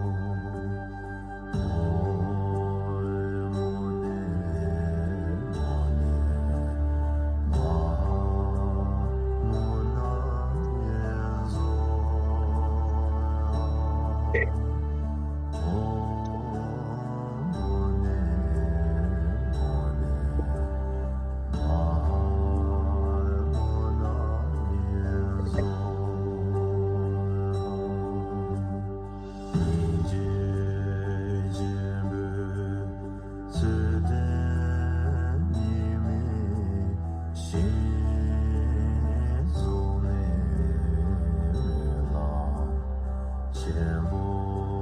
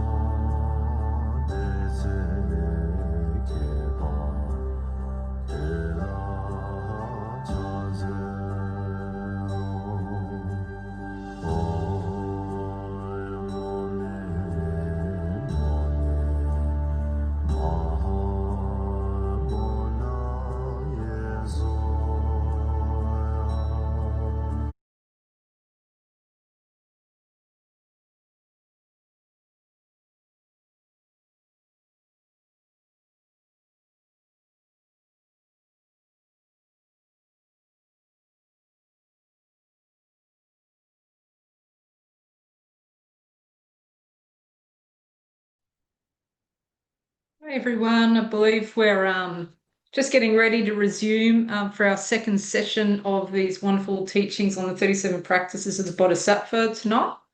Geshe is returning imminently with us, so welcome back, and we'll just wait until we're ready to go. Thank you.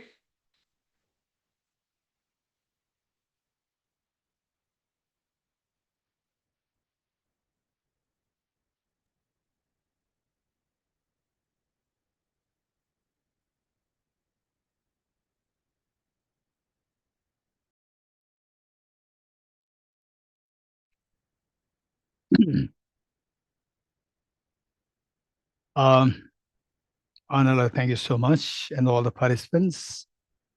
So now we are on verse number 12. Okay, verse number 11. We said that this is in the context of the practice of bodhicitta, of the two methods, the second method, the method of equalizing and exchanging stuff for others. And where we learned that finally the secret of the affection, the first secret of affection, for compassion, we require two things.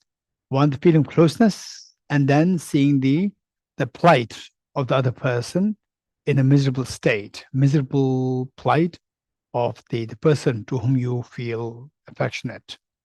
So here, building the feeling of affection, that is very difficult. This is the most challenging part. And how to build this feeling of affection? Feeling of affection means feeling of closeness.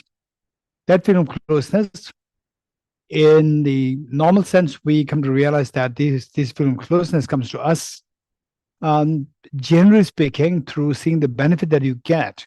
And all the happiness as a benefit that we get is all related to the others. Small-scale short-term benefits from your near and dear ones, the large-scale short-term benefits from the neutral beings, and the lasting benefit from the difficult beings. So all the benefits, ranging from small to great, they all come to us from the others, by dependence on others. So, and if you really want to go deeper into this is going to be extremely important inquiry, extremely beneficial journey and study and contemplation. I'm coming to see that the benefit that we get, this is the result. This is the result of the virtues that we engage in.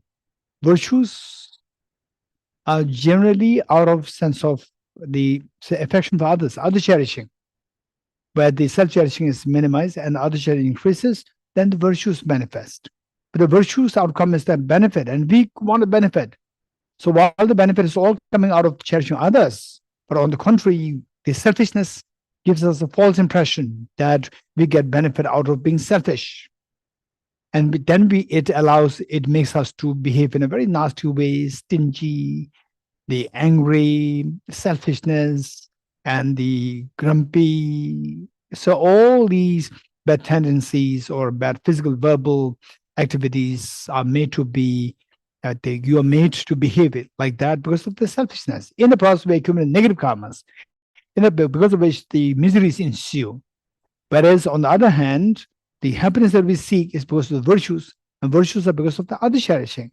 So we see that all the happiness, somebody who thinks in these lines with the correct information, complete information, and systematic information, will come to realize that all the happiness that I get, whatever, is all out of my sense of concern for others, other cherishing, dependence on others, and all the miseries that I get is all because of my self-cherishing mind. Self-cherishing mind of this life, self-cherishing mind of the former lives.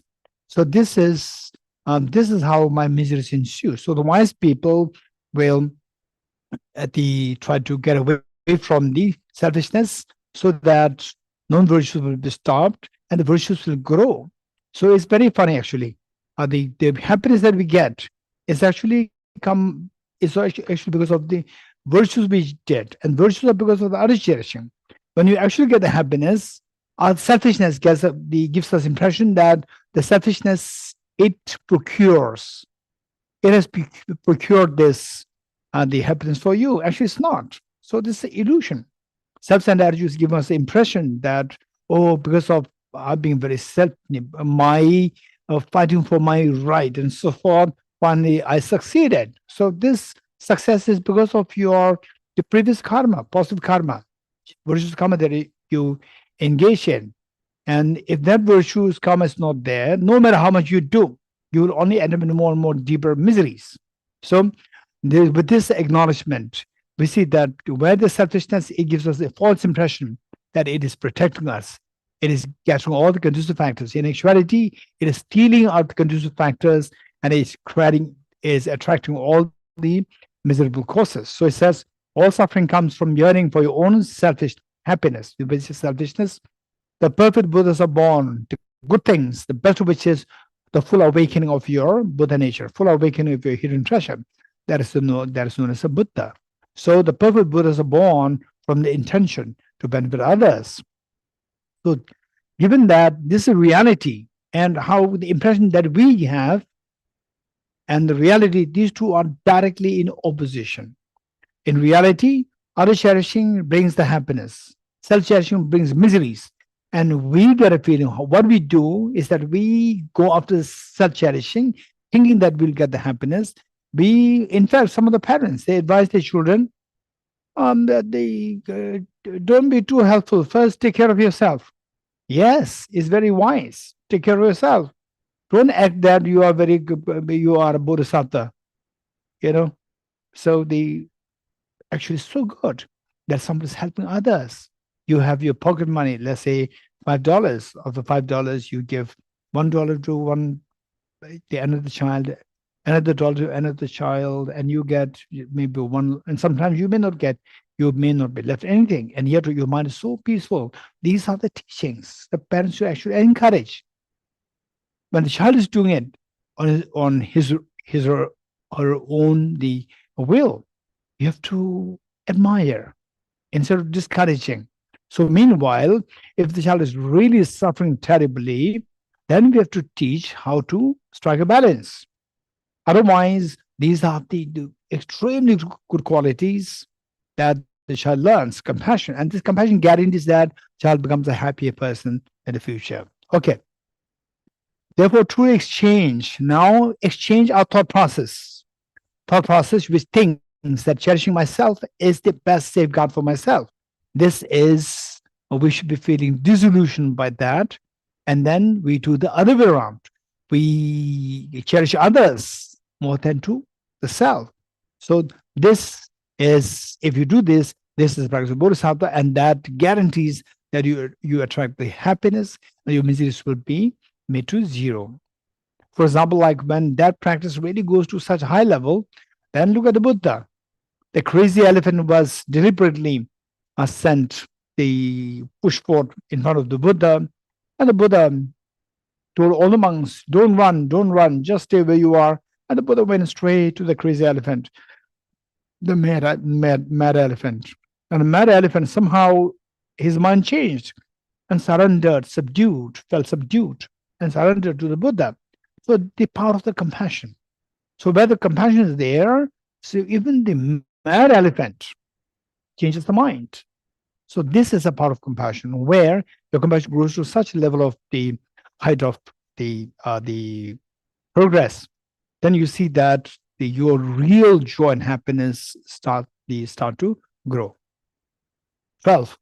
Now, so if these are two methods, so in real life we encounter with different situations, difficult situations where we might have to reconcile with your practice of compassion and so forth. So what should we do? So for this, the key here is the practice of the affection, to feel this universal affection to all the beings, and to feel this universal affection, to practice this universal, to build this universal affection, we need to work from two fronts. One, to mitigate the power of the discordant factors like anger, ego, and so forth. These actually kill our compassion. Whereas on the other hand, we need to reinforce the power of the compassion, conducive factors of the compassion. So, like the two methods, we practice these two methods. On the other side, in real life, there are factors for ego, factors for selfishness, factors for anger, jealousy, and so forth. How should we deal with these? So we need to mitigate negative forces, and then we need to reinforce the positive factors. So 12 and down will teach us, the author teaches us what kind of discordant factors can arise to trigger anger, agitation, sense of pride, ego, and so forth. And when these situations arise, how should we behave? How should we not give in to these? 12. Even if someone driven by excessive desire steals all your wealth, so oftentimes your emotions are stirred because related to the wealth, your property or your wealth. Even if somebody driven by excessive desire steals all your wealth or incites someone else to steal it, to dedicate to this person your body, possession, and all the virtues of the 3 times is the practice of Bodhisattva. So here, we need to be extremely practical, meaning that say what is the outside reality and what is the inside reality. We have to check that both. Finally, what is important is that these things happen on the outside. Meanwhile, the outside factors, they trigger inside. And finally, our job is to become enlightened. It doesn't mean that the world will become enlightened. Your mind will become enlightened.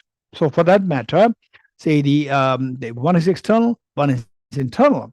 And externally, I remember the same that here, many of us may not agree with this. What is that here?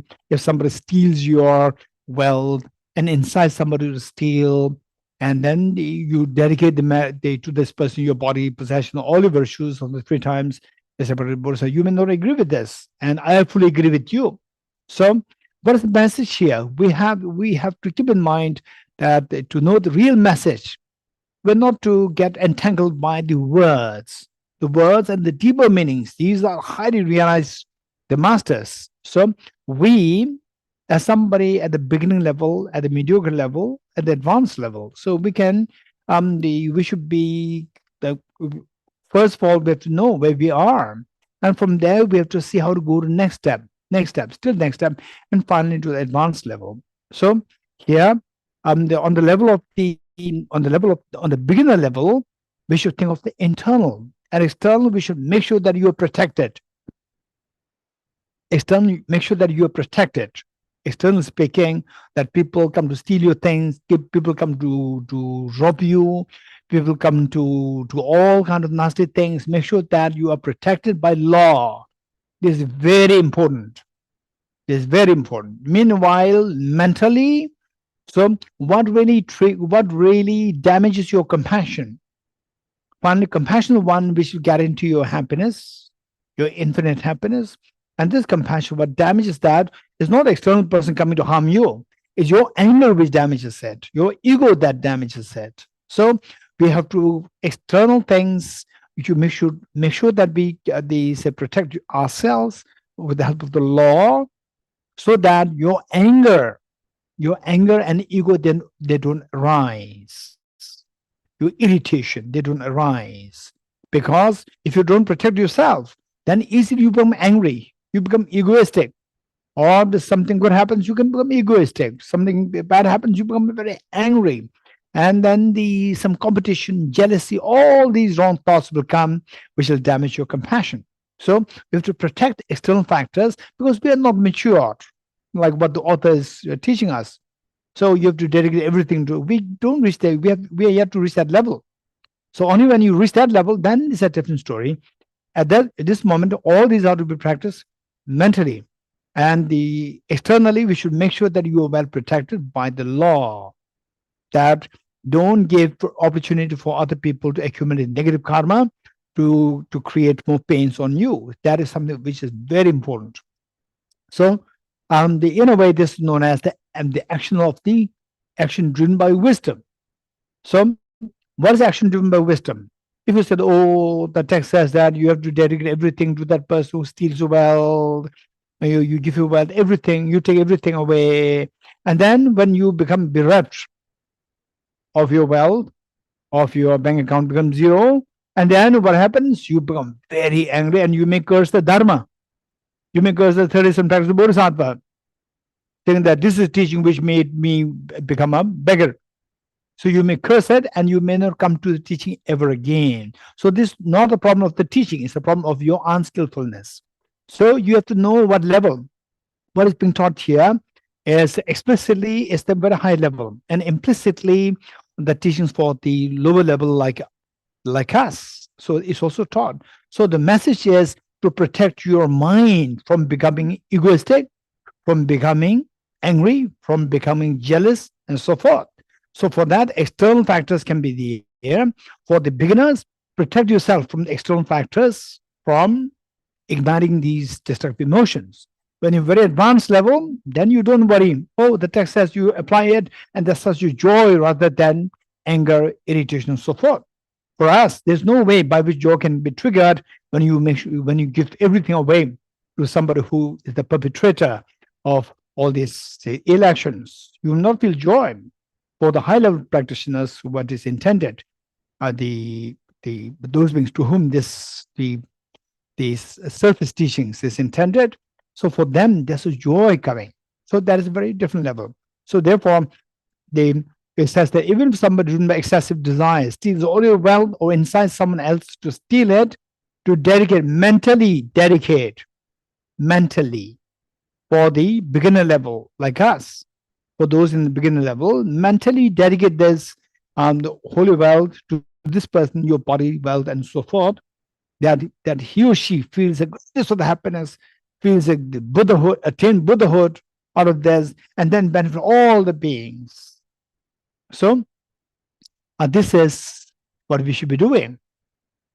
13. That is with respect to the external wealth. So next is with respect to your physical body. So number 3, say the discordant factors can arise related to your physical body. Somebody may come to physically abuse you and so forth. If somebody cuts off your head, even when you have done not the slightest wrong, through the power of compassion, to take the misdeeds upon yourself is the practice of Buddhism. Again, on the mental level, on the physical level, you should protect yourself. This is so important. This is so important on the mental level, and on the physical level, when you reach such level, advanced level like the Buddha in one of the previous lives, when you go to Nepal, in Nepal, the place there is so known as Tamil region, where the Buddha's young prince, he sacrifices his body to feed this hungry lioness to protect the small cubs. So he sacrifices the body. There's no feeling of regret or the anger and so forth.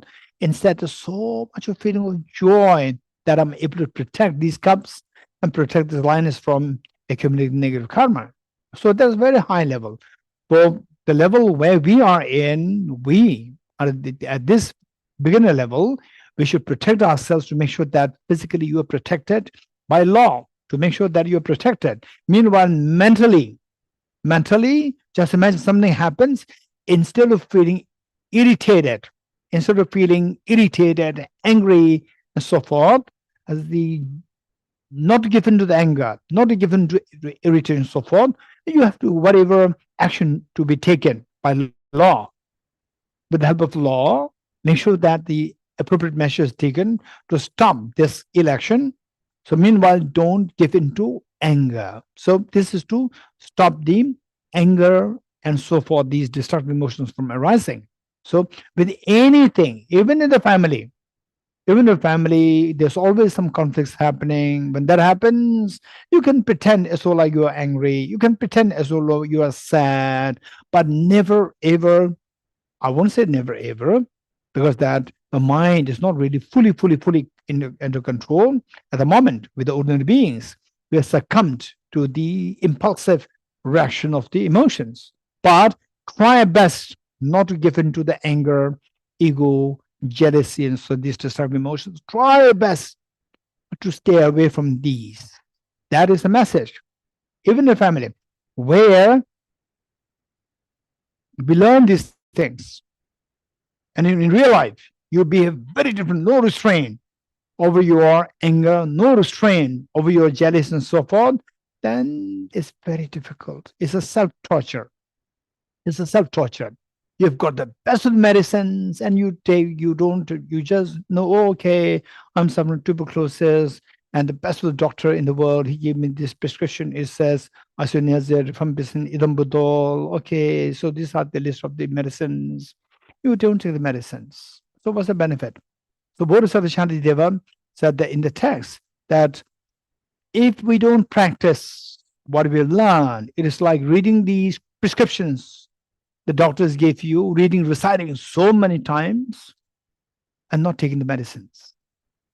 So this is exactly what happens. So we should be very, very careful. Particularly, I would say that in the facade of the Dharma practitioner, superficially, when you go out, you make an impression on other people. People may also get him, oh, he is from Nalanda Master's course, he's not a Nalanda Diploma course, oh, he's related to Tibet House, he's related to this center, that center, and so forth. And you also feel that I'm a Dharma practitioner. And at home, everybody knows each other so well inside out.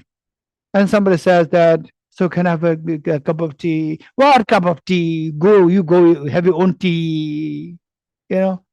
So if this is how, and then somebody says that, what happened to you? Look today very unhappy. Why are you always judging on me?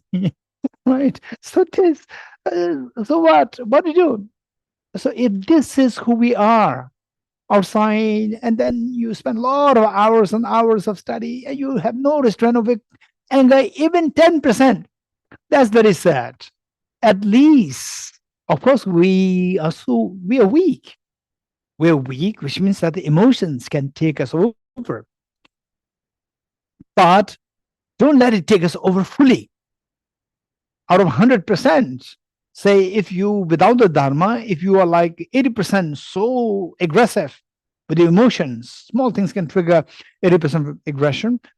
And then they say, just see that, oh, with Dharma, oh, I learned this in the 37 practice of Bodhisattva text, so that I should be mindful. I shouldn't give into the anger. Anger gives rise to miseries, and the happiness that I get is from being nice to other people. So by showing anger, what do you want?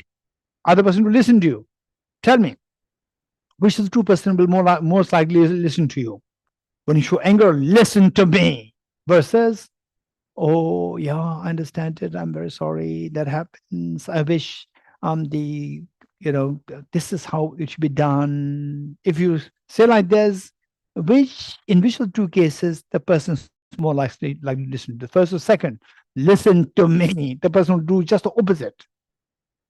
So you show anger, so the person listens to you. In fact, the counter effect happens. Whereas if you be nice, gentle, the likelihood that a person will listen to you, if not listen, the person will not really do the opposite. So these are the benefits. This is what you want, and you get the count. It's a counterproductive. When you show anger, what you want, instead of the getting what you want, you just get the opposite of this as the outcome. So who gave you this? Your anger gave you this. So oftentimes when people come to me complaining about person A, person B, the first thing that I ask is, what did you tell this person A? If the person A tells you this, directly on his own right, on her own right, I would agree the person is nasty. But be very honest, tell me, what did you say? What do you tell the person A? And then when I learn what the person B told the person A, then I said, when you say you stupid, don't expect the person A that you are nice. Don't expect that. When you say you stupid means you already said it, and you are not disclosing this reality to me. You're only saying the person A told me you stupid. And he did say this. But what did you tell him? I said, you stupid. Yes, how can you expect? You show anger. How can you expect the other person to be nice to you? You be nice. Then you can expect the other person to be nice. If you are not nice, how can you expect to be nice, the other person to be nice to you? So these are the realities, reality check. So for the parents and children, one thing which I like to share with you is that particularly the children, when it comes to between the parents and the children, husband and wife, sometimes you can play so like you are angry. Don't be angry. There is no excuse for anger, but there's an excuse for pretending to be angry. But for the children, there's no even excuse for the pretension to be angry. Because you pretend to be angry, let alone be angry. Even you pretend to be angry, the child will start to hate you. The parents. Be very careful. So what should the parents do? Parents, pretend to be sad. These are very different. Pretend to be sad and pretend to be angry. These are very different. Angry, nobody will be happy to see that. Nobody will console you. Particularly if you anger towards person A will, unless the person is a Bodhisattva, person A will not come to console you. But if you pretend to be sad, person A will, most likely the person will come to console you. I've actually seen that with my own real life, that a mother and the child, and the child is something mischievous, and the mother expressed the sadness to the child, and the child sees the mother so sad, not angry, sad. The child went to the mother and told the mother, "Mom, sorry, I'll not repeat it." Whereas if the mother pretends to be angry, the child will run away from the mother, and gradually with the age, hitting age 13, 14, 15, the child will start to hate the parents. So husband and wife, you can pretend to be sad, you can pretend to be angry, is fine. But with the child expects you to be a divine, no anger. This is the expectation. So when you show anger or you pretend to be angry, then they will start to hate. Okay, these are the small things that we need to keep in mind. Then the number 14. Okay, now the physical, now verbal. With the verbal, should someone slander you and proclaim it in a billion worlds, in return, with a loving heart, to proclaim the good qualities, is the practice for Bodhisattva. This is very, very important. So physically, of course, by law, you can actually take measures according to law, but verbally, when some people tend to pull you down when you are doing something good, and then there are some people who are jealous. They'll try to pull you down and try to create slander. This is what happens, particularly when you come under the limelight. Then people are there who are feeling jealous. They will always say, "Oh yeah, oh she's very good. Yeah, she's good." But what is but? But means putting you down. This is what happens. So, in such situation, what should you do? Then say there are two options. One, to feel vulnerable, to make the other person, what the intention of the other person to work. What's the other person's intention? To defame you, to make you less popular. So become angry, you truly become less popular. People think that you are so amazing, and suddenly you show anger, aggression. Oh, I thought that she's not that. She's really amazing, and he's really amazing. But now I realize that there's such an anger issue there. You can see that, and then people will, the sense of your potential will all go down. You'll go down, and then that person actually wants that, and it actually happens. Your enemy wants that, and it happens. And who made it happen? Your anger made it happen. Your anger is not Your anger, who is the service to your enemy, is your enemy. Your anger is the one who is the service, who does the service to your enemy, to pull you down, actually make it happen. Your enemy cannot do that. Your anger succeeded in doing that. So that's a true service to your enemy. True service to your enemy is your enemy, worst of the enemy. And your anger is, there's one. Nobody can make you pull you down. Your anger can pull you down. So therefore, it says, should someone slander you and proclaim it in a billion worlds, in return with a loving heart, to proclaim their good qualities is a practice of Bodhisattva. This is so important. And for us, the message is that, let alone somebody actually talking badly about you, and then you likewise reacting, and you are telling the world that he is nasty and I'm also nasty. Whereas if you remain calm and peaceful, and time will prove, and good people, sensible people are there. Sensible people are there. So these sensible people say, wow, that's amazing. Person A so inappropriately said so nasty things about the person B, and the person B should have easily retaliated, but the person B remained very calm, composed, not affected. Wow, that's amazing. So actually it happened one time in a conference. It was many years ago, perhaps like 15 years ago. In a conference, there was one brilliant scholar, professor. And during his presentation, there were some young scholars who were actually not really, no substance at all in trying to rebuttal the scholar, just trying to attack the scholar, what the scholar presented, attacking it without any substance. And then the scholar has to respond. The scholar responds, and then the conference finishes. So now the ball is in his court. So instead of him attacking, he said that, yes, what you said is right. That's very true. I agree. He just stopped it.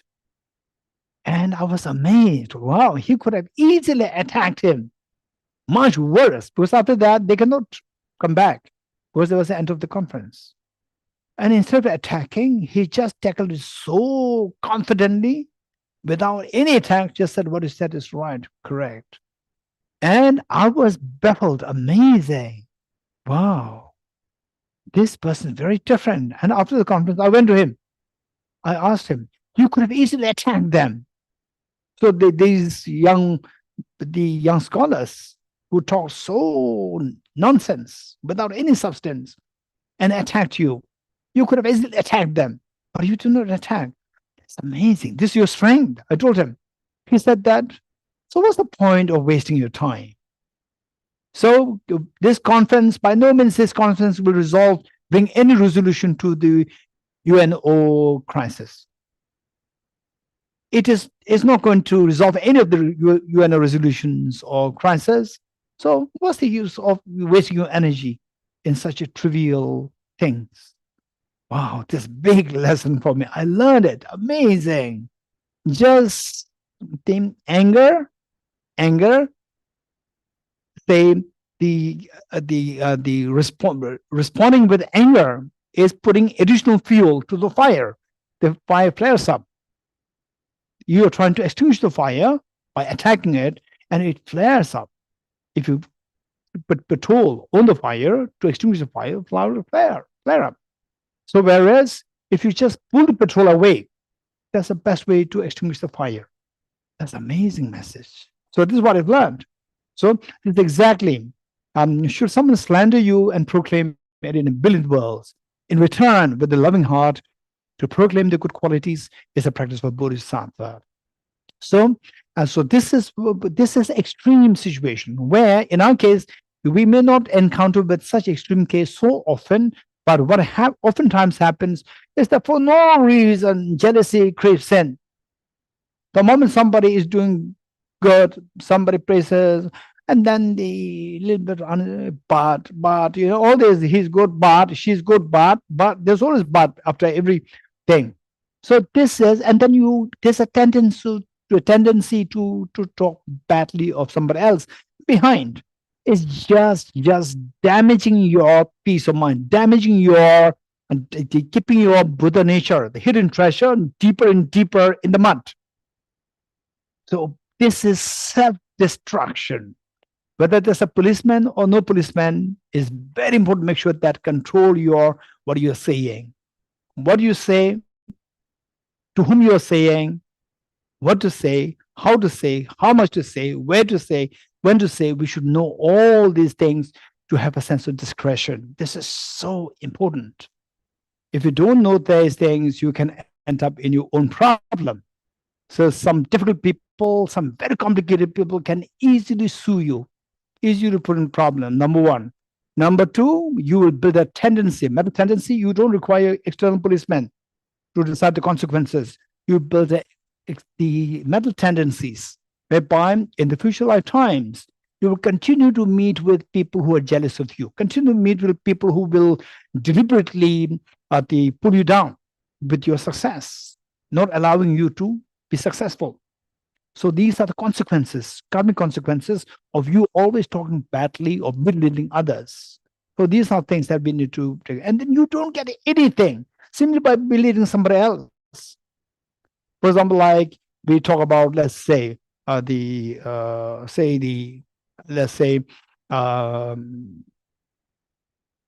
Mandela, a Nobel laureate, amazing. And you say, but he was, in the first part of his life, he was also like the gorilla, holding guns. What's the point? What do you get out of this? Whole world is seeing the transformation, is seeing his power of his mindset to bring about such a peace in South Africa, and such a role model, somebody who actually started to pick up the guns and now stopped it and then become a Nobel laureate in peace. So instead of venerating, you try to again say, but. So this is where, and you don't get anything. Keep this in mind. You don't get anything. And meanwhile, in the future life, particularly the other person, whose legacy you trying to tarnish, if the person is highly realized, the consequence that you have to go through is so severe. In this life, what do you get out of saying that but? What do you get? You don't get anything. And in the next lives, the potential for you to really rise up in success all be just mitigated by the one tiny negative karma which you did in relation to somebody who is otherwise very realized, otherwise very beneficial for the community, for the humanity, for the world. So these are things that we need to be very careful with respect to the law of karma. Okay, next is number 15. If in the midst of a crowd, someone exposes your hidden faults and abuses you for them, to bow to them with respect, okay, mentally. Again, the same thing is all mentally on the surface where you can do, not do. Most of us, we cannot do that in the actual act of this, but mentally we have to train ourselves. And this is the amazing. So, okay, let me first read this. To bow to them with respect, seeing them as a spiritual teacher, is the practice of a Bodhisattva. So at one point, the Buddha, there was one gentleman, and who was so jealous of the Buddha's fame, and he came to really deprecate the Buddha and be contemptuous, said all the nasty things to deprecate the Buddha, and the Buddha remained silent. This is exactly the situation. If in the midst of a crowd, that person, someone came to just say nasty things about the Buddha, abuses the Buddha, and the Buddha remains silent. And the person just thrown all the nasty things, baseless things to the Buddha. And what are things? Buddha let him spoke. So he said something, maybe some points, truly baseless, but some points. And then he finished. Buddha still did not respond. He's explaining, Buddha respond. Buddha did not respond, which means he has to continue speaking. If he stopped speaking, which means that now he lost. So he repeated 2 times, 3 times. After repeating 2, 3 times, then it's totally, even the people around who think that Buddha is wrong and he's right. But if you keep repeating the same over and over again, even the people around will, they have no idea about the Buddha. They will feel that what you're saying is just a nonsense. And then you'll feel embarrassed. So finally he surrendered. He gave up. He stopped. And the Buddha said, "You finished now?" So he said, "Yes." He used to say, because he stopped. And the Buddha said, "Okay, now it's my turn." And the Buddha said, "I'll not abuse you at all. I'll tell you a story. Just imagine that you are a person who came up with gifts to be given to your friend. And if the friend doesn't accept the gifts, what will happen to the gifts?" So he so happily said, now the Buddha gives him engaged. He has now again something to say. He said, then the big gift will be left with me. I'll be very happy. So the Buddha said, "Yes, you came with the gift of the abuse from me. I do not accept it. Now it's only with you." So this is a message. So to bow to them with respect, seeing them as spiritual teacher is a practice of Bodhisattva. So for us, we have to keep growing. Keep growing. What do you mean by growing? To make the Buddha nature manifest more and more. How? By removing the mental dirt. What mental dirt? Self-centered attitude and self-grasping ignorance. How do you remove them? We have to receive the hard punches from outside. If you don't get hard punches, you will never learn how to stop the hard punches. You will never learn where the weaknesses are. So these people who baselessly come to be contemptuous of you, try to belittle you, these are like the ones who are actually identifying to see if you have the subtle, the mental disease within you, self-centered attitude, self-grasping, and so forth. And then you see that, yes, okay, now I become a little angry. Oh, my self-centered attitude, self-grasping is still there. So this person, like a spiritual teacher, helps to identify. What's the job of the teacher? Job of the teacher is to identify your weaknesses and fix them. So that person serves as that purpose. Seeing them as spiritual teacher is the practice of Bodhisattva. 16. If someone whom you cherish as dearly as your own, now this is one extreme case where, yes, it does happen to many people, particularly parents and the children against the parents. This is what happens. God is very sad to see this. If someone whom you cherish as dearly as your own child, and not only as dearly as your child, as dearly as a child, takes you for an enemy, it does happen. Then like a mother who loves a sick child, to love that person even more is the practice of Bodhisattva. So this is a very high level practice where you see finally that the real demon is not anywhere. It's this self-centered attitude and self-grasping ignorance. Okay, all of us do one thing. Pull out two hands out. Pull out the two hands. Okay, do what I'm doing. What happens? The sound of a clap erupts. So the sound of a clap is the metaphor for all the miseries that we are going through.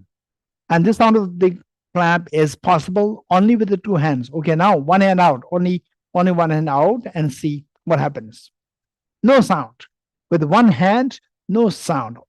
For the sound of the clap, necessarily require two hands. So therefore, what are two hands? One hand symbolic of external factors, and the other hand symbolic of the internal factors. So where the internal factors are there, external factors will never disappear. External factors are always there. At the time of Buddha, at the time of Lord Ram, at the time of Jesus Christ, at the time of Prophet Muhammad, at the time of Bahula, at the time of Guru Nanak, at the time of Lord Mahavir, and at the time of Zoroaster, at the time of the early men, at the time of the 4 billion years ago, the first unicellular organism, external factors, non-conducive external factors are always there. But the internal factors is in a hand. If you remove the internal factor, all the problems subside. So therefore, the point is that those people who see that, okay, external factors are bound to be there. Now, I keep blaming external factors, it will not help. Finally, benefit should be there. Benefit to stop my pain. The sound of the clap, which is a metaphor for my pain, should stop. For this, what is doable is the internal factor. What are internal factors? Self-grasping, ignorance, self-centered attitude. These two is actually doable. To remove these two, And if I don't put effort to remove these two and then expecting external factors to be stopped, it will never happen. So my job is to look to stop the two internal factors. So these are the two real demons: self-grasping, ignorance, self-centered attitude. So the wise people, okay, at any cost, finally, the benchmark is that these are two demons. I have to work. All my efforts must be towards exterminating these two demons. So anybody who helps to identify these two demons, and anybody who helps me to remove these two demons, these are my teachers. These are the best of like the mother who takes care of me. So who's that person? The most difficult person is one who can help me identify the deepest of myself, the most subtlest of self-grasping, ignorance, and self-centered attitudes. So therefore, they are like my mothers, so kind to help me to be removed of all my illnesses to get to the highest level of the happiness. So to love that person even more is the practice of Bodhisattva. Next. 17. So now there was a situation where, say, you are in a community, you are in a group, and the group you are with your friends, the pairs, or your colleagues, and within the colleagues there are the competitions. Some are junior to you or inferior, some are equal, some are superior. What happens? With the inferior, ego arises. With the equal, competition arises. With the superiors, jealousy arises. And these are the demons. These emotions, these are the poisons within us. So identify these factors when the jealousy comes, when the ego comes, when the competition, such a competition, destructive competition there too, constructive competition and destructive competition. Constructive competition, they are very helpful to make you grow in your compassion, to make you grow in your knowledge. When you see that other person reading a lot of books, you also read books. This is positive competition. You see other person meditating, you also meditate. This is very positive competition. And you see other person drinking, you also drink. This is a very bad competition. Okay, so that way, the same. So when these poisons arise within, what are the situations when these poisons arise? One situation is when you meet with your colleagues, even with amongst your family members, where some are better than you, some are equal, some are inferior, some are better, you feel jealous, some are equal, you feel competitive, some with the inferior, you feel egoistic. I'm somebody, look at my poor brother, look at my poor sister, not good in anything. So this is where ego comes. So when they enter with your colleagues, with the circle in your community and so forth. So under such situation, giving into these emotions, we are weak. Not giving into these emotions, you are strong. You prove to be really superior. So 17. So that is whether you're equal or superior. Even when someone who is your equal or inferior, which means you are superior, driven by arrogance, seeks to disparage you. And these people, out of arrogance, they think that they are somebody. They try to disparage you out of arrogance to place them on the crown of your head. With the same respect as you accord your guru is a practice of Bodhisattva. Why? Again, it's all mentally. Particularly somebody who is egoistic. Don't try to praise that egoistic person. Then person will take you for a ride. Don't do that. So this is not a Dharma practice. This is actually non-Dharma practice, because you're making the person accumulate more negative karma. You are harming the person more than helping. So under such, you mentally, because you are benefited, that helps you. Okay, now look, when somebody disparages you who is actually equal to you or inferior to you, cannot disparage you, but the person is with the illusion. Person thinks that person is better than you and disparage you. And then the anger, look at the anger. It's very strange, very corrosive anger arises. Oh, look, I still have this anger. This person helps me to identify that. So the person becomes your guru. The person is helping you identify. Otherwise, in normal situation, people who really your well-wishers, they will never make you feel that you have still the tendencies, the seeds of these negative emotions. With the same respect, you would have called your guru is the practice of Bodhisattva. 18. Okay, So 18, where you see others as superior and you feel inferior, and then you have jealousy. Though gripped by acute poverty, and you gripped by acute poverty, or constant scorn by others, stricken by terrible illness, and possessed by evil spirits, you say, I'm just a hopeless person, useless person, and you feel so demoralized, you feel so low, hopeless. So you take upon, and then instead of feeling jealousy towards the better, the ones who are better than you, instead of that, and instead of feeling yourself so demoralized, self-hate, so usually people either feel jealous of others, or you tend to have a self-hate. So avoid these two things. Instead, feel that there are so many others who are going through the same plight as I am, that all the miseries befall on me, so that others are liberated. When you feel that, your pain, you feel that your pain disappears, you feel the lightness. This introductory practice, to take upon yourself the negativities and suffering of every being, and never to get discouraged, never to feel demoralized, is a practice of Bodhisattva. This is so precious. And keep in mind, however low you are, however inferior you are, you have the Buddha nature, which is as precious as the Buddha himself. So why do you have to feel low? And instead, they take that as an opportunity for you, that I will make this Buddha nature be awakened by taking all the miseries of others to befall on myself. And actually, don't worry, the miseries will not actually fall on you.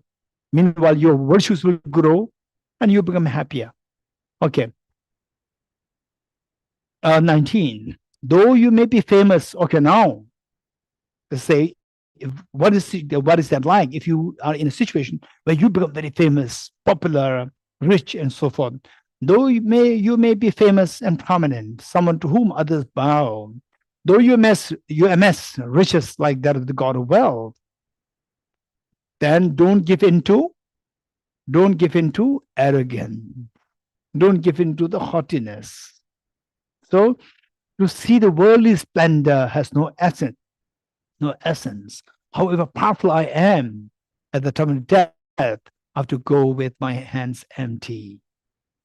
I cannot take even one servant with me. However wealthy you are, you cannot even take a penny with you at the time of death.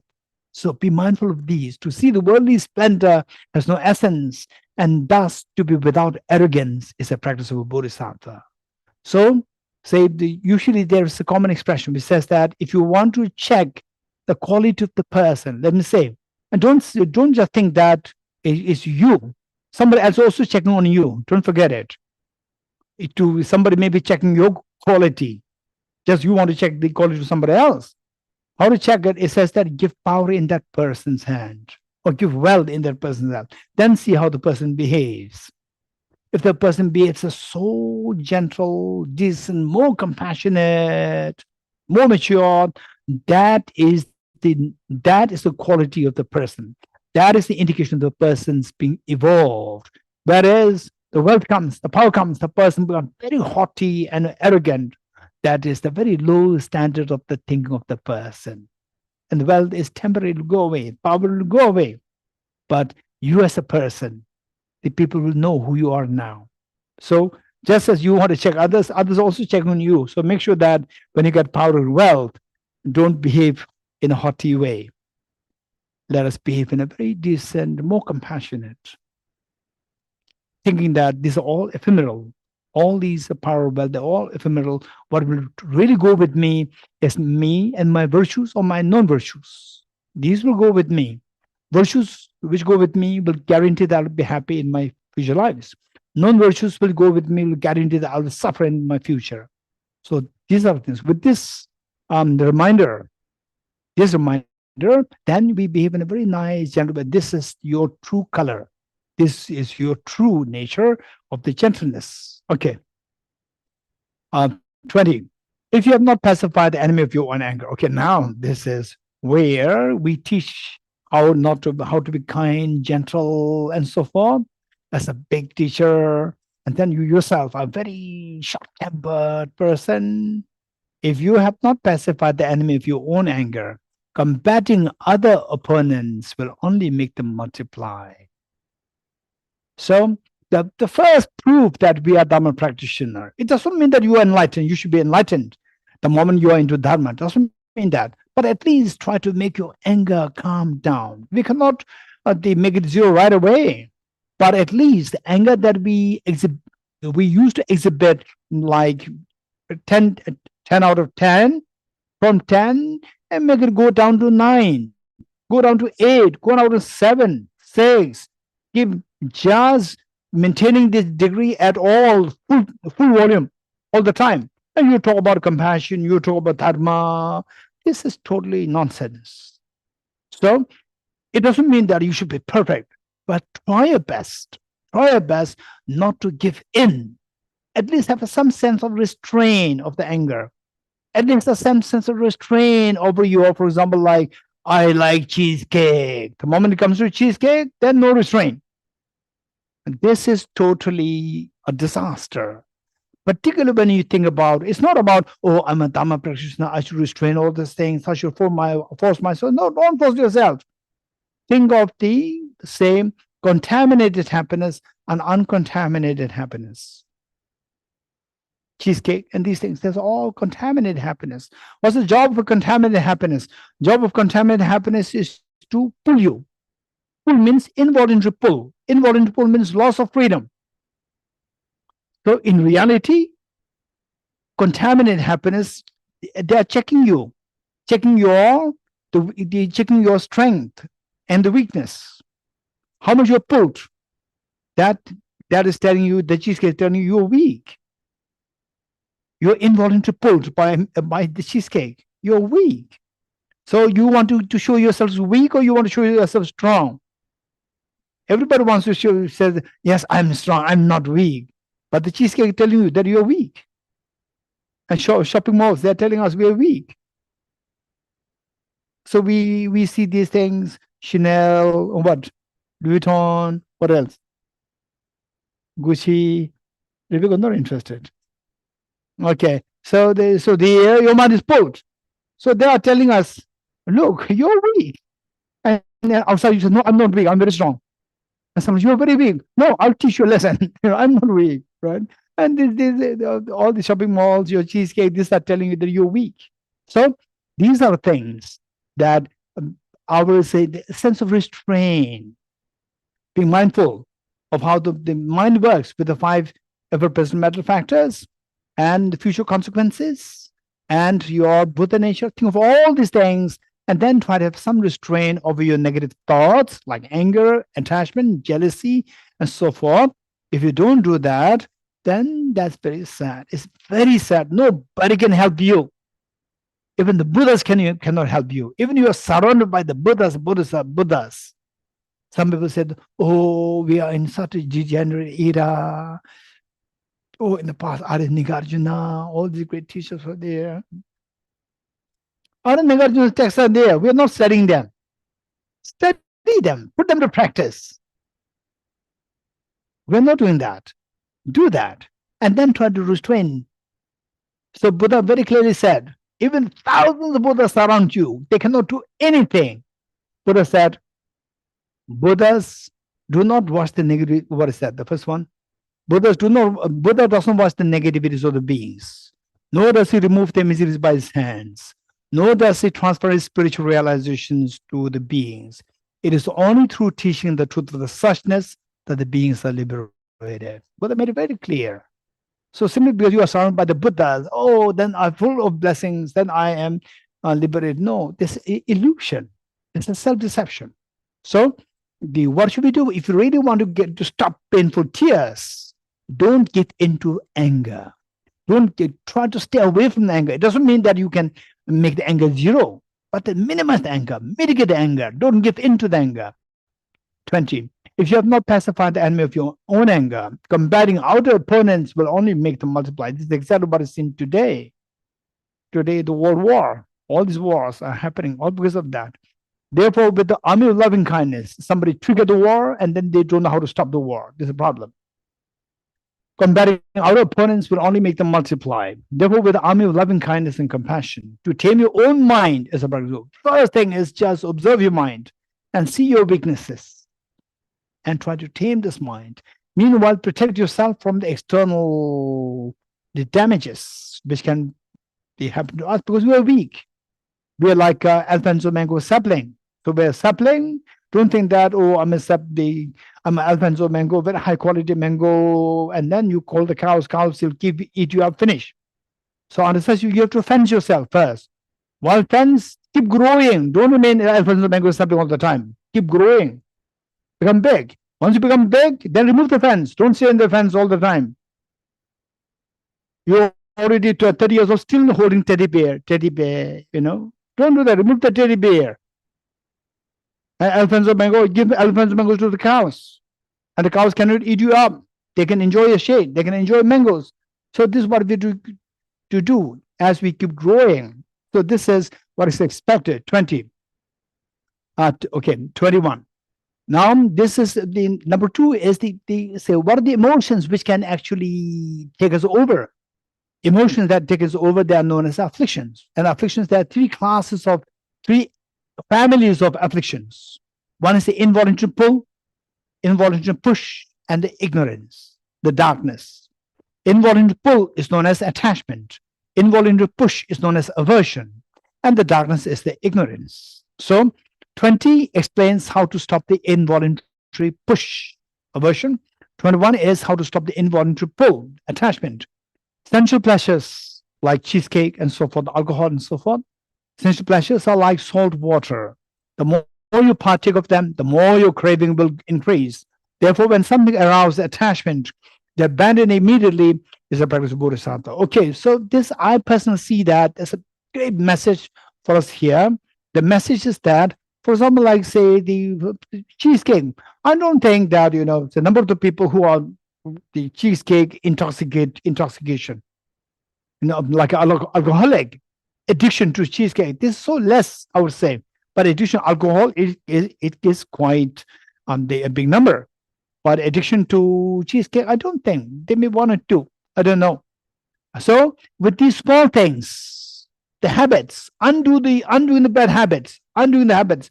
This is what in this life we must practice. You must practice, I must practice. We must practice to undo the bad tendencies. In other words, undo the tendencies for the involuntary pull and involuntary push. So here 21 is talking about the involuntary pull, attachment. How to stop these. We cannot stop it right away. But at least we must take steps to pull away from these. For example, addictions is so difficult to stop. So difficult to stop. The addiction for, let's say, for example, like say the alcohol and so forth, is so difficult to stop.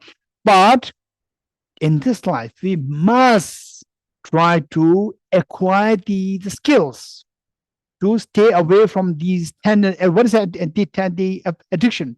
Addictions are tendencies, acute tendencies that you have no choice other than to do, like a dog and a meat, like this. This is known as addiction. It's so fast. It's so powerful. So this must be mitigated in this life. We talk about high-level emptiness, tantra, and so forth. But at least do first, before we talk about these high-level practices, see if we can undo some of these bad tendencies like attachment, anger, and so forth. Attachment, for example, like cheesecake. Cheesecake, you have it, your health will grow, you become more beautiful. No, it will not happen. It will make you more fat. It will create see what is the LCT, LTH, and the heart. Heart blockage will happen. And the sugar will increase, blood pressure will increase, and obesity will happen. So it is nothing good. But the only thing is that we are attached to the taste. So this has nothing good quality at all. Nothing good at all. Say after the food, oh, now I like to have a cheesecake. It's just an involuntary pull. This is it. And you have it once, twice, 3 times. Involuntary pull, tendency for the involuntary pull increases. So what should we do is that cheesecake is easy. So, okay, yeah, I like it. I just like to have cheesecake now. But I'm not really addicted. I'll say no today, and let's see. And then try to gradually stop it. Stop it. Like this, any other such involuntary tendencies, involuntary pull, tendencies for involuntary pull, just try to take steps like this. For example, like say you drink a coffee and the mug is on your table. And then you want to have the next coffee and go to the coffee and again the next mug. Again, your mug gets piled up on your table and it does not go into the sink. Right? So what is there? The mug, and then some of you may have helpers, I don't know. And if the helper is sick, then your mugs get all piled up in your table and you don't get a space.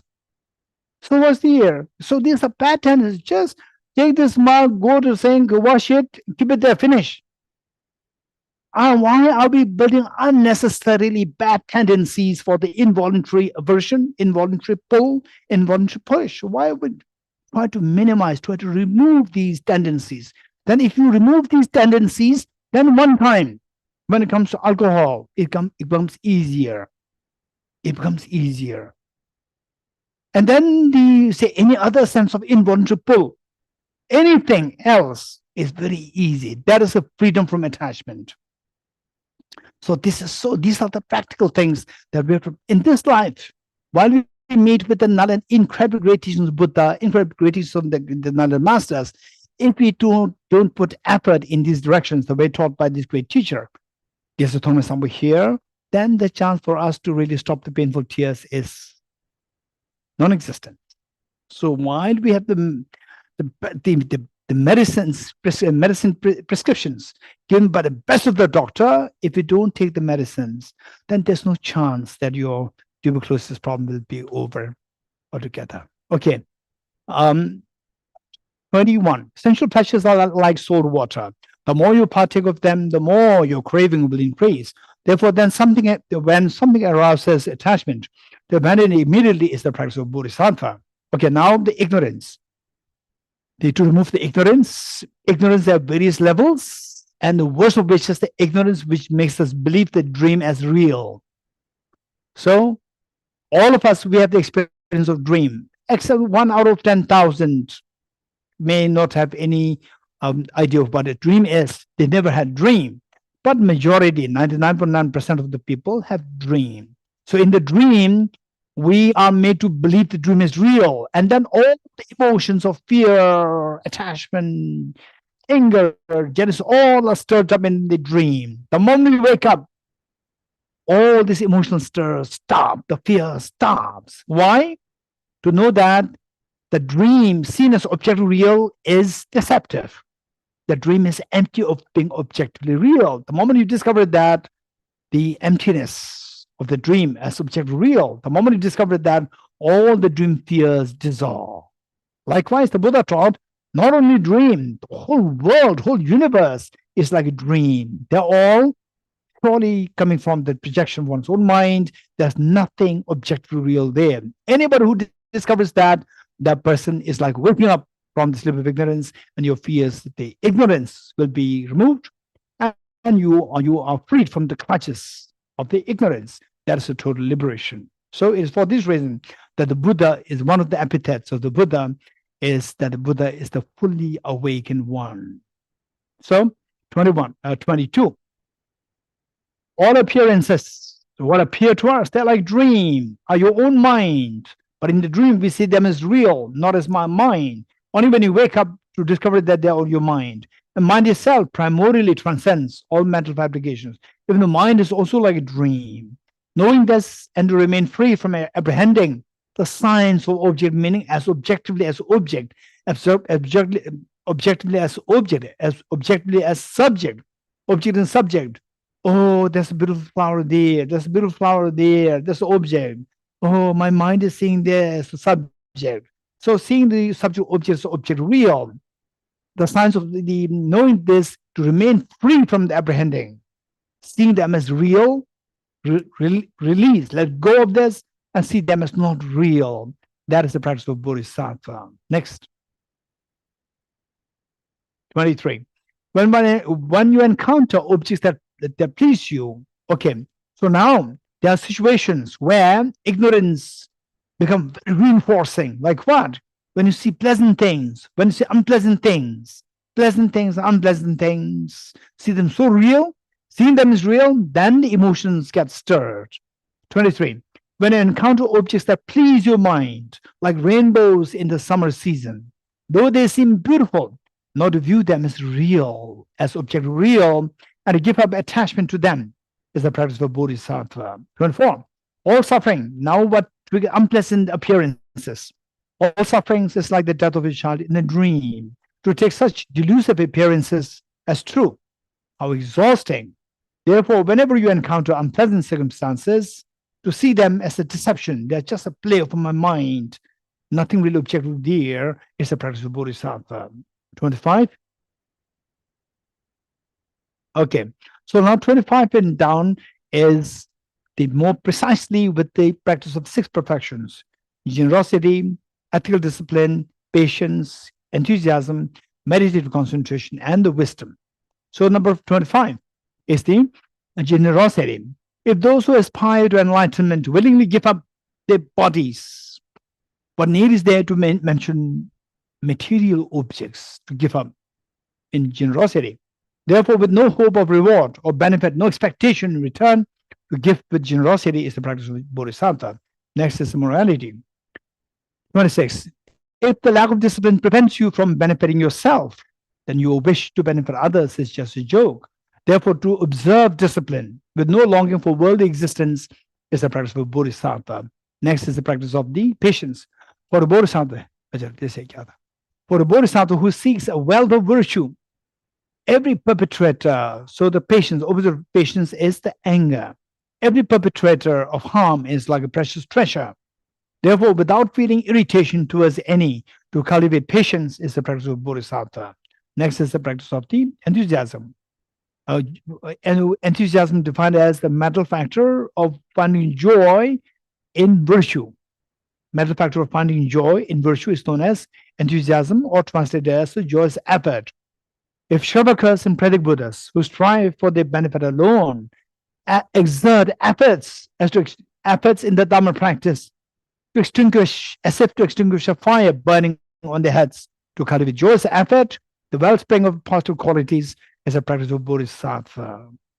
29. Meditative concentration. Special insight, meaning the analytical meditation, highest level of which is the special insight, perfectly endowed with the Shamatha, single point meditation, and analytical meditation to completely conquers all afflictions. Knowing this and cultivating meditative concentration that transcends the 4 formless states. 4 formless states meaning the 4 formless states in desire realm, form realm, and formless realm. And formless realm, there are 4 divisions. One is the infinite space, infinite consciousness, vacuity, and the peak of existence. Let me repeat it: infinite space, infinite consciousness, vacuity, and the peak of existence. These are the 4. So you transcend these 4, you attain nirvana. To transcend the 4 formless states is the practice of Bodhisattva. Number 30, the practice of the first 5. Okay, next is the wisdom.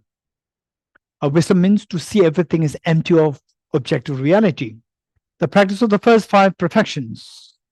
But without the wisdom, if you don't see the dream as empty, if you don't have the wisdom to see the dream as empty of real, you continue to be sucked up by the dream. The moment you are sucked up in the dream decides whether you're happy or unhappy. You don't have the freedom. So lack of freedom is misery. So practice of the first 5 perfections, but without wisdom cannot achieve the perfect enlightenment. Awakening will not happen. Equipped with skillful means and cultivating wisdom of non-conceptualizing the 3 spheres. 3 spheres meaning the agent, and the object, and the action. For example, like benefactor, beneficiary, and the act of benefiting. So agent, action, and the object. So these 3 things, like an illusion, like a dream, of non-conceptualizing the 3 spheres, meaning not seeing the 3 spheres as objective real, is a practice of Bodhisattva. In other words, to see them like a dream. But the question is, how do we see? How can we see everything like a dream? So for this, we have to study emptiness more systematically. Number 31, If you do not analyze, okay, now this is very important. So we keep advising other people, we keep consoling others. And yes, of course, it's very important to help others, consoling, advising others, very important. Meanwhile, always see yourself in your own mirror, in your own mirror of the Dharma. It's very important.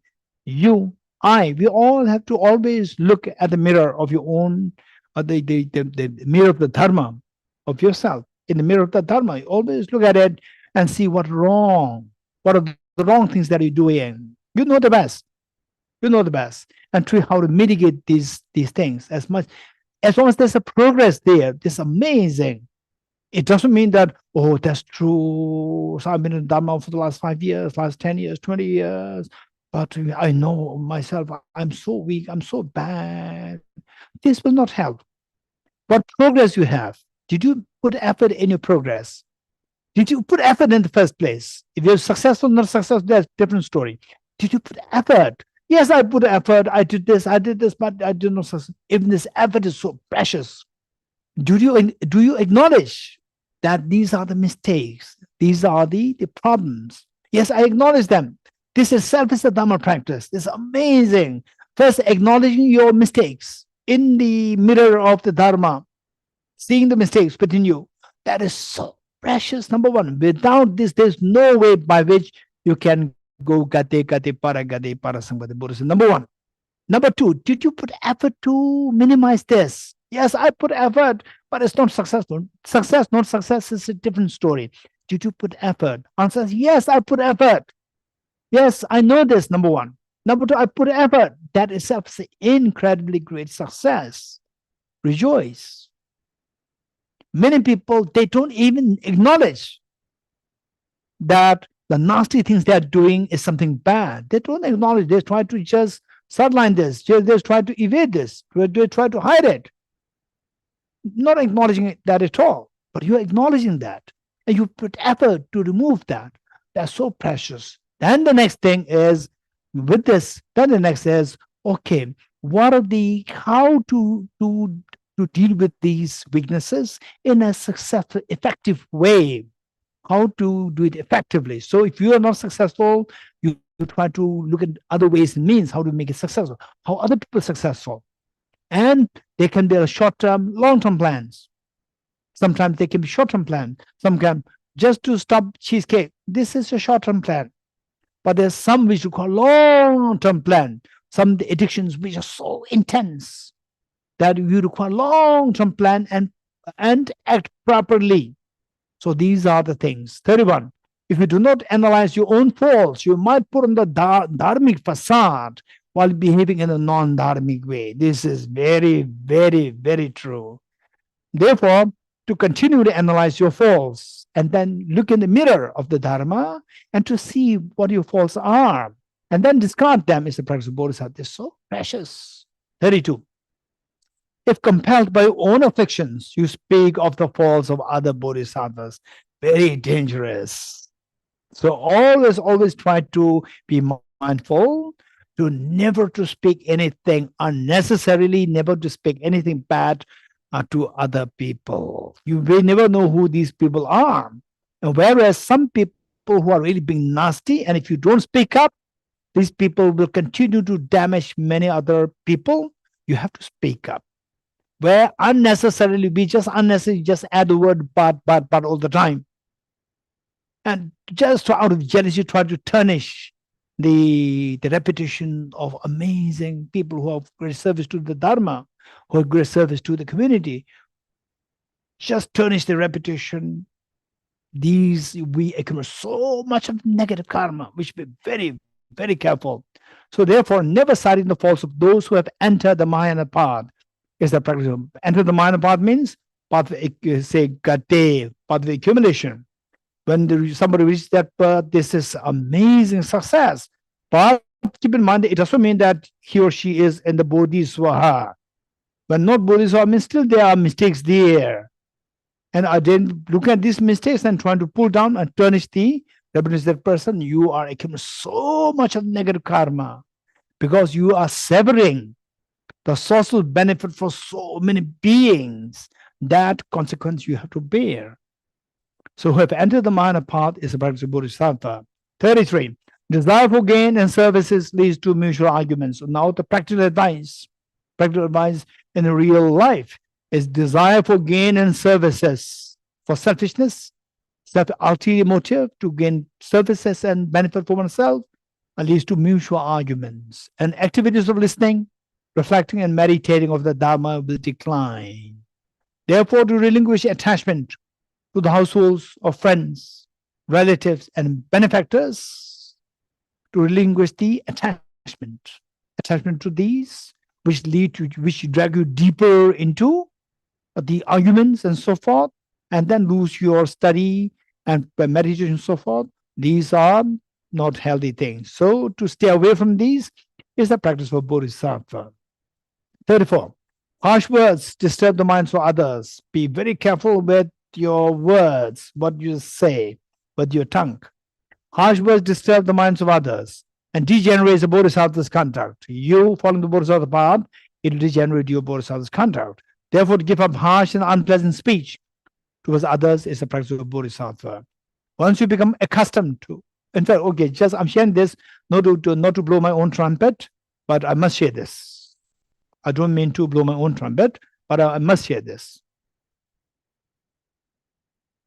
I have a friend, and we meet almost once every year. And that time when we meet, he would bring all the news about my community. And I have no clue about the news about my community. But I'm just engrossed with the Tibet House secretary. So he would say, Geshe, you have to go there, and then I go there. What next? Where should I go? Then he goes, you have to go there, go there, go there. So this is my job. I don't even know where I'm going. Okay. So which means that my knowledge of what is happening around is almost like not zero, but less. And this friend, so whatever I'm lacking, he will fill that up. One time meeting, he will give me he will update me with information of what's happening around in the community. And so there, it's oftentimes backbiting this person, that person, backbiting this person.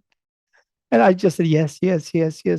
I never take part in the reinforcing. Oh yeah, this person's nasty, so bad. Yeah, that person's bad. No, I don't show any interest. And one time he told me that, Geshe, one thing I noticed is that you never backbite other people. I know that. Deliberately I'm doing it. It's not because that I'm born with this quality. No, I'm deliberately practicing it. Even if somebody says bad thing about me, it's fine. Why should I have to damage myself? Why have to, degrade my own, the qualities by talking bad about me, bad about other people, which means that I am weak. So therefore, what's the point of doing all these things? And the person said it, and if you say this person will, the person, what the other person said will disappear. No, it will not disappear. And you are adding it, and you are saying that, yes, I'm weak. Why should I have to exhibit that I'm weak? So yes, I said, yeah, that's true. And then he said, I noticed that you never backbite other people. He was saying that this person's like this, that person's like this. I said, yes, like this. And then from the next time meeting with him, then he even reduced to backbite other people. That's amazing. So this is what exactly, I'm trying my best. I'm not perfect. I'm trying my best. 35. Once you become accustomed, now with afflictions, it's like the addiction. Once you become accustomed to afflictions, like backbiting other people and so forth, they're hard to undermine with the antidotes. Therefore, with the remedial weapons and mindfulness and the introspection, to forcefully eliminate afflictions such as attachment, the moment they arise, attachment to say something about bad thing about the person A, bad thing about the person B, or attachment to cheesecake, or attachment to anything, to wealth, to power, and so forth, to forcefully eliminate afflictions such as attachment, the moment they arise, is a practice of a Bodhisattva. In 36, in brief, wherever you are, And whatever you do, always examine the state of your own mind. That is your job. Your job is not to check on others. Your job is to check on yourself. Finally, you came to Dharma for what purpose? I have so much a problem. Please teach me how to remove my problem. You do not say that, oh, others have so much problem. Please teach me how to solve the other problem. So first, teach me how to solve my problem. Then with this, you teach others. You go to teach others how to. So therefore, because you want to stop your problems, you have to be watchful of one's own mind. In brief, wherever you are and whatever you do, always examine the state of your mind, continuously working for the welfare of others. So the first, take your mind. If you are really doing harmful things to others, if you are doing harmful things to others, and meanwhile damage yourself, or you are helping others, just check that. And the first thing is stop harming others, and then be of service to the work for the welfare of others. Continuously working for the welfare of others is the practice of Bodhisattva. 37. So now the dedication done. To dedicate the merits thus accumulated through these efforts towards enlightenment, Buddha wisdom free of concepts of three spheres. Wisdom to see the emptiness nature of the three spheres, which is the agent, the object, and the action. Infinite beings, three spheres, in order to eliminate the suffering of all the infinite beings, is the practice of Bodhisattva. Okay, now from this verse down, we see that the author expressing humility. Now, this is a great teaching of the humility. Oftentimes, we have a sense of arrogance. I composed this text, I composed this book, I'm that author, so there's so much ego there. So this author teaches us how to be humble. You may be so great. Wealth-wise, you may be so rich. Power-wise, you may be so powerful. Education, you may have so many degrees. And you're so respected by everybody. But the more you are respected by others, the more humble you assume. This is your greatness. This is the message. So he's teaching that in real life with himself as an example. So look at his expression of the humility. By relying on the words of genuine masters, I explain the meaning taught in the sutras, tantras, and treatises in the form of these 37 practices of Bodhisattva to benefit those who wish to train on the Bodhisattva path. Now look, the humility, expression of humility. Because my intelligence is less and the learning is meager, I lack linguistic skills to please the scholars. So these are the expression of humilities. These are the teachings for us, living teaching for us. Yet since they are based, but he says that don't underestimate these teachings, because that if you underestimate, oh, look at this, he claimed himself as lacking intelligence, IQ level 0, and learning is meager. He didn't learn anything. He did not have linguistic skills. So why should I read this text? He said, no, don't underestimate that. I am nobody, but the text which I am bringing to you, that is not to be underestimated. That since they are based on the sutras and the teachings of the genuine masters, I believe these practices of bodhisattvas are flawless. You're getting it? So don't underestimate this. What I'm expressing for myself, it's me. And saying that you should also learn humility. We should learn humility. When he himself is incredibly enlightened master, he did not feel that I'm somebody. So this is his greatness.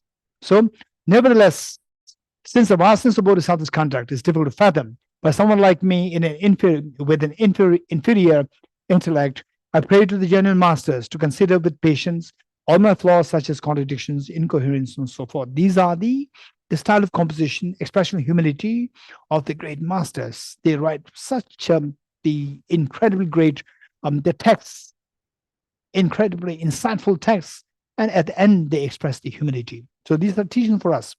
By virtue of the merit gathered here, and by the power of convention and ultimate bodhicitta, may all sentient beings become like the benefactor of the Avalokiteshvara,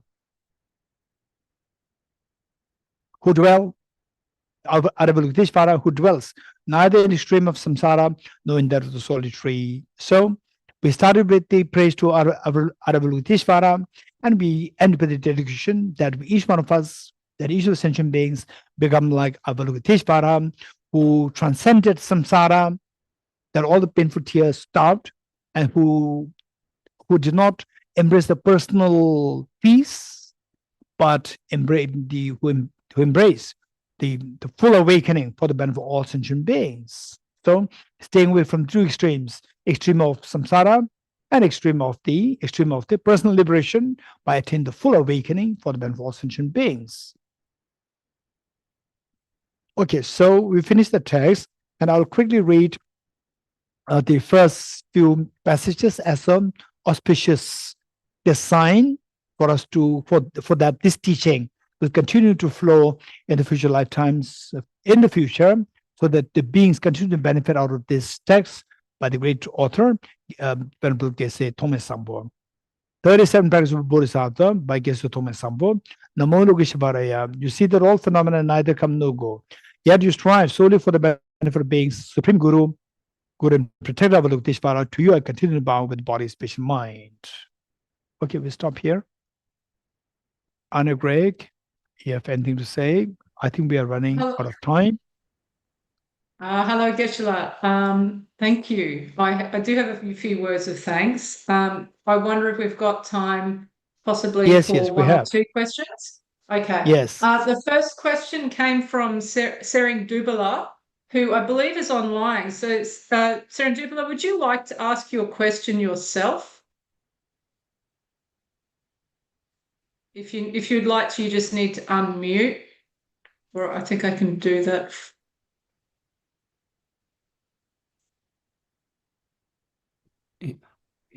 Okay, yeah. Thank you, Anna Greg. Thank you so much, Geshe, for your precious teaching. I actually tried my best to, rather than speaking, but to write and forward it to Anna. Please pardon me if my, question is quite irrelevant, but I thought I need to, take this chance. So thank you so much, Anna. So, Venerable Geshe, I offer my heartfelt gratitude for your profound and effortless teachings. Although I sincerely wish to listen and contemplate correctly, I often become scattered by receiving many teachings and, find it difficult to retain and apply even one in my daily life. So I humbly request Geshe to, kindly share your experience, how we should listen, contemplate, and integrate the essence into our daily practice, and how we should avoid forgetting such precious teaching. Thank you so much. Okay. This is a serious point raised, beneficial for all of us. So what I would say is that we need to have two plans. One is the immediate plan, day-to-day plan, day-to-day life plan. And the other one is a long-term plan. So for long-term plan, study as much as possible the standard text. Standard text, for example, like I would say, like the let's say Madhyamagavatara by Acharya Chandrakirti on emptiness, number one. And then for Bodhicitta, Guide to the Bodhisattva's Way of Life. And then they say, as your knowledge grows quite comprehensive, then study the Arya Maitreya's text, Abhisamaya Alankara. Then meanwhile, study Acharya Dharmakirti's text, Pramana Vartika.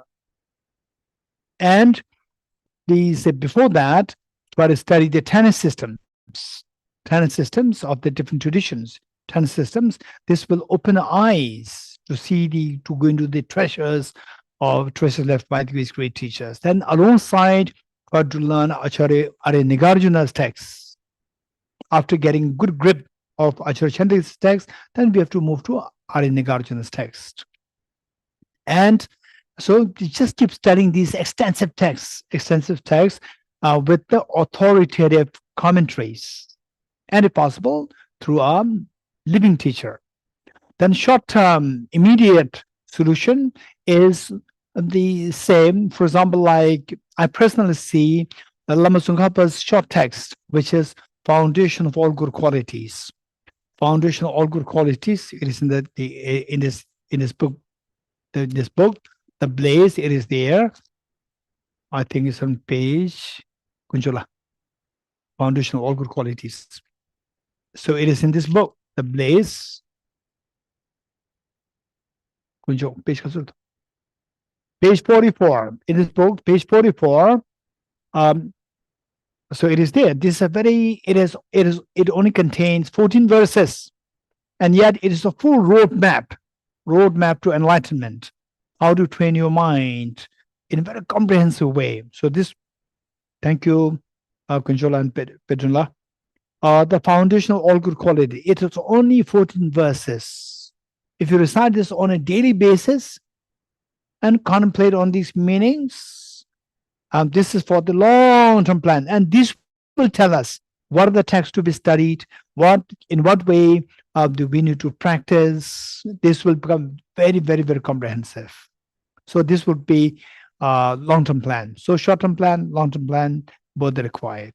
Okay. So what I mean to say is that the 14 verses on a daily basis, you practice, this will remind us constantly.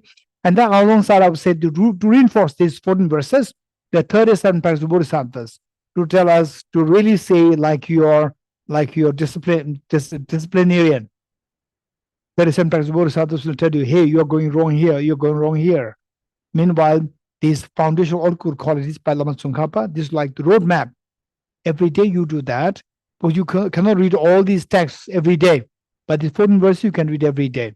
Meanwhile, 37 practices of Bodhisattvas, this will be an immediate reminder for us where we are going wrong. And then for long-term plan, let's study these texts which I mentioned earlier. There'll be, and meanwhile, try your best. Try your best. They try your best to stay away from harming others. Try your best to help others as maximum. This, in short, is the Dharma practice. Stay away from the 3 afflictions: involuntary pull, attachment; involuntary push, aversion; and then the ignorance. Try to learn as much as possible based on common sense, based on reasons, to make sure your ignorance is removed as much as possible. So this is the thing that I'll share with you. The next. Yes, Geshe, there's Jenna in the chat has asked if she could ask a question. I believe Jenna is one of our newest students from Australia. Jenna, if you can unmute yourself.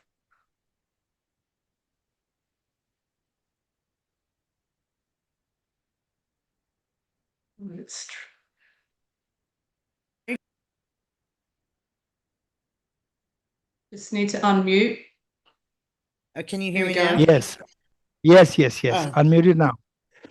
Thank you. Namaste, Geshe. Thank you so much for the teachings. I have this question is a 2-part question. On the practice 13, if someone cuts off your head, even when you've not done the slightest wrong, to the power of compassion to take on the misdeeds upon yourself is the practice of a bodhisattva. Number 1, how do we not know? Because I cannot pretend that I'm smart enough to know, is this not my past karma that they are treating me this way? And then number 2, if we take on the misdeeds upon ourselves, do we also take on their negative karma if we were innocent? Or are we just to take on their negative misdeeds and try to purify and heal them? And pray for them and bless them? Okay, Pedrula, Bodhisattva. How was that? Okay, so I will ask the program coordinator to show the verse.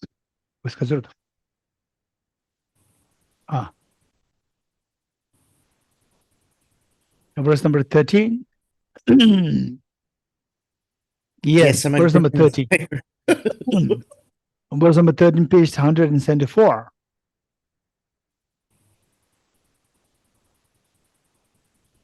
Okay, so basically so with this verse, in whatever you interpret, and this is where your understanding grows, your compassion grows, and your irritation subsides. That is good. And you can interpret this. These are the words of enlightened masters. So, for example, say enlightened masters, therefore it has layers of meanings. It's not just one meaning. Layers of meaning depending on what level of realization that you reach. Somebody has reached the level, someone who's reached the level of the the seeing all the beings as like your mother. No, as like your children. You as the mother, and all others are like your children. So as it says here, through the power of the compassion, to take the misdeeds upon yourself is the practice of Bodhisattva. So they say even the misdeeds, okay, so the misdeeds will make you suffer. I'll take the misdeeds. And you don't. This is the mother's attitude. Mother will be glad to take anything wrong of the child. Of course, not all mothers. 99% of the mothers, they are, well, some are not so sensible, but majority are very sensible, majority are very affectionate. So this is the attitude. When you reach that level where they say you feel like a mother and all others are like children, when you wholeheartedly, you will reach that level. When you reach that level, so at the moment when you see these words, that if I really were to put myself in this shoe, I would not do that. I would not take, they say, okay, even when you have not done the slightest wrong, and somebody is coming to kill me, I will not accept it. Okay, so this is when we are who we are now. When you reach that level where your realization is very high with respect to compassion, then these practices they are so meaningful. Look at the mothers; they are so happy to give their own heart for the child, and the child is alive, and the mother died because the mother gave the heart transplant, gave the heart to the child, and the child wakes up to see the mother is gone, or the mother sacrificed her life for the child. So these things happen. So these are the very high level practices.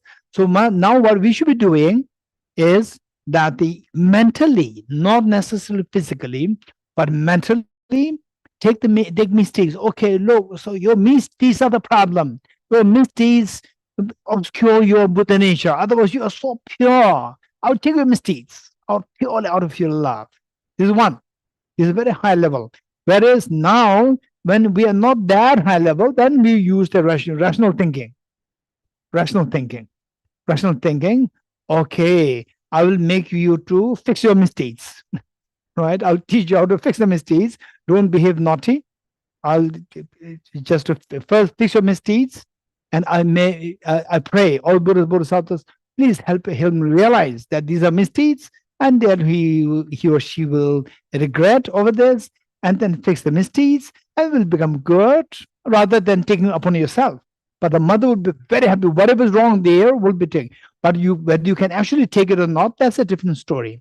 But it is the mother, the courage the mother has, the love the mother has, is something that is ready to take anything wrong with the child upon herself. So this is a very high level practice. But what you said, this is perfectly right. At this stage, not necessary that all what is said that is on a very high level, because the author himself, very high level. So he is indicating if you practice, then these levels you can reach these levels where there's so much joy in the pursuit of these practices. Good. Next question. Geshe, I think you've given us a lot of your time already today, and as per usual, have managed to somehow complete the whole teaching. So just a couple of words of thanks. So just listening to these teachings on the 37 practices of the Bodhisattva and how pithy and profound your commentary has been, and condensed in the most skillful manner in this short time that we've had together. I can see how very much you personally have put these into practice in your Dharma activities, and through the advice and support that you give to so many of us, all of us. This is incredible. The depth and breadth of teachings that, having studied the Nalanda program, I can see how they're condensed into this as a roadmap for practice. It's incredible. Geshe, you're a huge inspiration.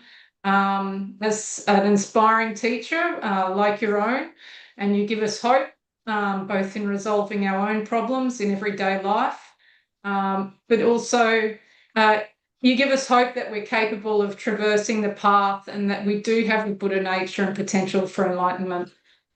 So not only are you an accomplished scholar and teacher who has dedicated your entire life to study, teaching and translation of the teachings, but you are a very humble practitioner who teaches both from extensive learning but also personal experience. Your unique ability to accurately translate the most subtle and profound points of the Nalanda Master's teaching into English without losing meaning in order to truly spoon feed us so that we can truly grasp the most profound meaning with a little effort from our own sides. And this combined with the pithy personal approach you bring both through your own experience and the knowledge and blessings of many incredible generous teachings, including His Holiness the Dalai Lama, is something truly rare and priceless in this world. May your activity extend to all corners of this world. May we and those who connect with you in the future receive the maximum benefit of your teachings and manifest fully, both in this life and beyond, to fulfill the aspirations of His Holiness the Dalai Lama, the Buddhas and Bodhisattvas, and all the enlightened masters for the ultimate benefit of all beings. And may we never rest, joyfully progressing along the path, gate, gate, paragate, parasamgati, bodhisoha, until each and every living being, be it in the earth, in the water, in the sky, in every world system, become fully enlightened. I'd like to thank you on behalf of all of us in Australia and anyone from New Zealand or the Southern Hemisphere. I've received a lot of messages of appreciation about how wonderful it has been having this teaching with you in our time zone, which has obviously made it possible for a lot of people to join who might usually struggle with the time difference. So we genuinely appreciate that. Thank you so much on behalf of all of us. Additionally, I have a couple of words of thanks from Kim. Kim Luila, who's going to do our dedication prayers shortly. So, dear Geshe, please, please, please stay healthy and live long and take good care and continue to inspire us with your meaningful, insightful, tactful, compassionate, and inspirational teachings of the Buddha Dharma. May we, as your students, continue to be able to put your advice as guide us in a meaningful life for ourselves and others. And also I'd like to just quickly acknowledge the kindness of all the Tibet House staff for their effort in organising this retreat, all the participants who've come, particularly those from Australia and New Zealand. I'm aware that there's over 21 of us attending this retreat, and as there's probably only about 40 of us in Australia who are in the Nalanda programs that I'm aware of, this is a large representative, and some of us who are connected with you but maybe not currently in the Nalanda programs. So I'm going to stop speaking now and let everyone get on with their day and Geshe, your activities. But I will hand over now to Kim Luila to do our dedication prayers. Unless Geshe, you wanted to say anything else before we finish. Okay, thank you, the Honor Greg. It is your effort that we're all together here. And I personally benefited a lot from reading this, getting the opportunity to read this text once more. Extremely beneficial. And for all of us, let us dedicate the merits that's gathered. No doubt that we have gathered so much of merit. This merit body we gathered, let us dedicate this for the well-being, for the good health, and the long life of His Holiness the Dalai Lama, the true source of joy and happiness on this earth. And also that His Holiness's wishes be fulfilled spontaneously, particularly His Holiness's vision of the universal ethics to be adopted by everyone in the world, irrespective of what religion, what belief system, what ethnicity, irrespective of these backgrounds, that everybody takes the universal ethics based on the compassion, universal compassion as the foundation. And today, having taken the shape of what is known as the C learning, social, emotional, ethical learning, to be adopted by all the universities, colleges, the schools, and so forth. And eventually, I pray that even UNO will be able to adopt this and make it make it a part of the curriculum of all the universities, colleges, and schools in the entire world, so that the future, the generation produce out of this program, that they will know how to live in harmony with no wars, with no conflicts. And where there's one problem happening in one country, the rest of the countries, they come to jump to rescue that with a sense of sisterhood and brotherhood. So let this be a prayer. And let's also pray that all these, the unpredictable wars happening today, may they calm down, and may they find the resolution which is good for everybody.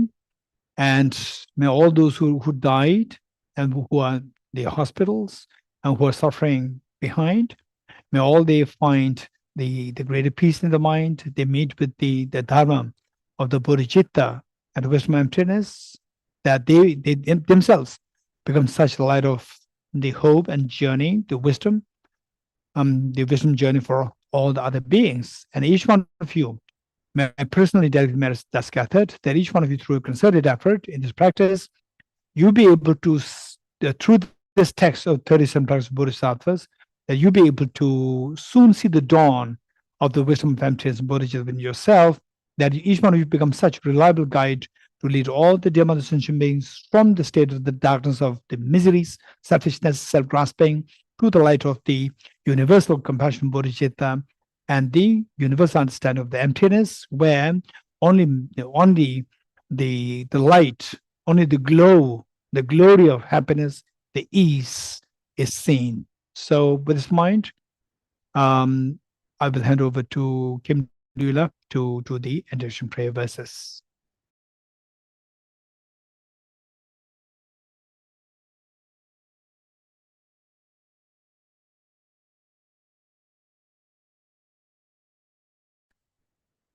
Thank you, Geshe, for your precious teaching as usual. In the land encircled by snow mountains, you're the source of all happiness and good, all powerful Tenzin Gyatso. Please remain until samsara ends. Just as the brave Manjushri and Samantabhadra too realize things as they are. Also, I dedicate all these merits in the best way, that I may follow their perfect example. I dedicate all these roots of virtue with the dedication praised as the best by all the Buddhas who appear in the three times, so that I might perform the noble Bodhisattva's deeds. I dedicate the merit thus gathered towards the realization of the deeds and the prayers of Buddhas and Bodhisattvas of the three times, and to the upholding of the doctrine of scripture and insight. May I, in all lives, through the force of this merit, never separate from the four wheels of the Mahayana vehicle, and accomplish all the stages of the path: renunciation, bodhicitta, perfect view, and the two stages.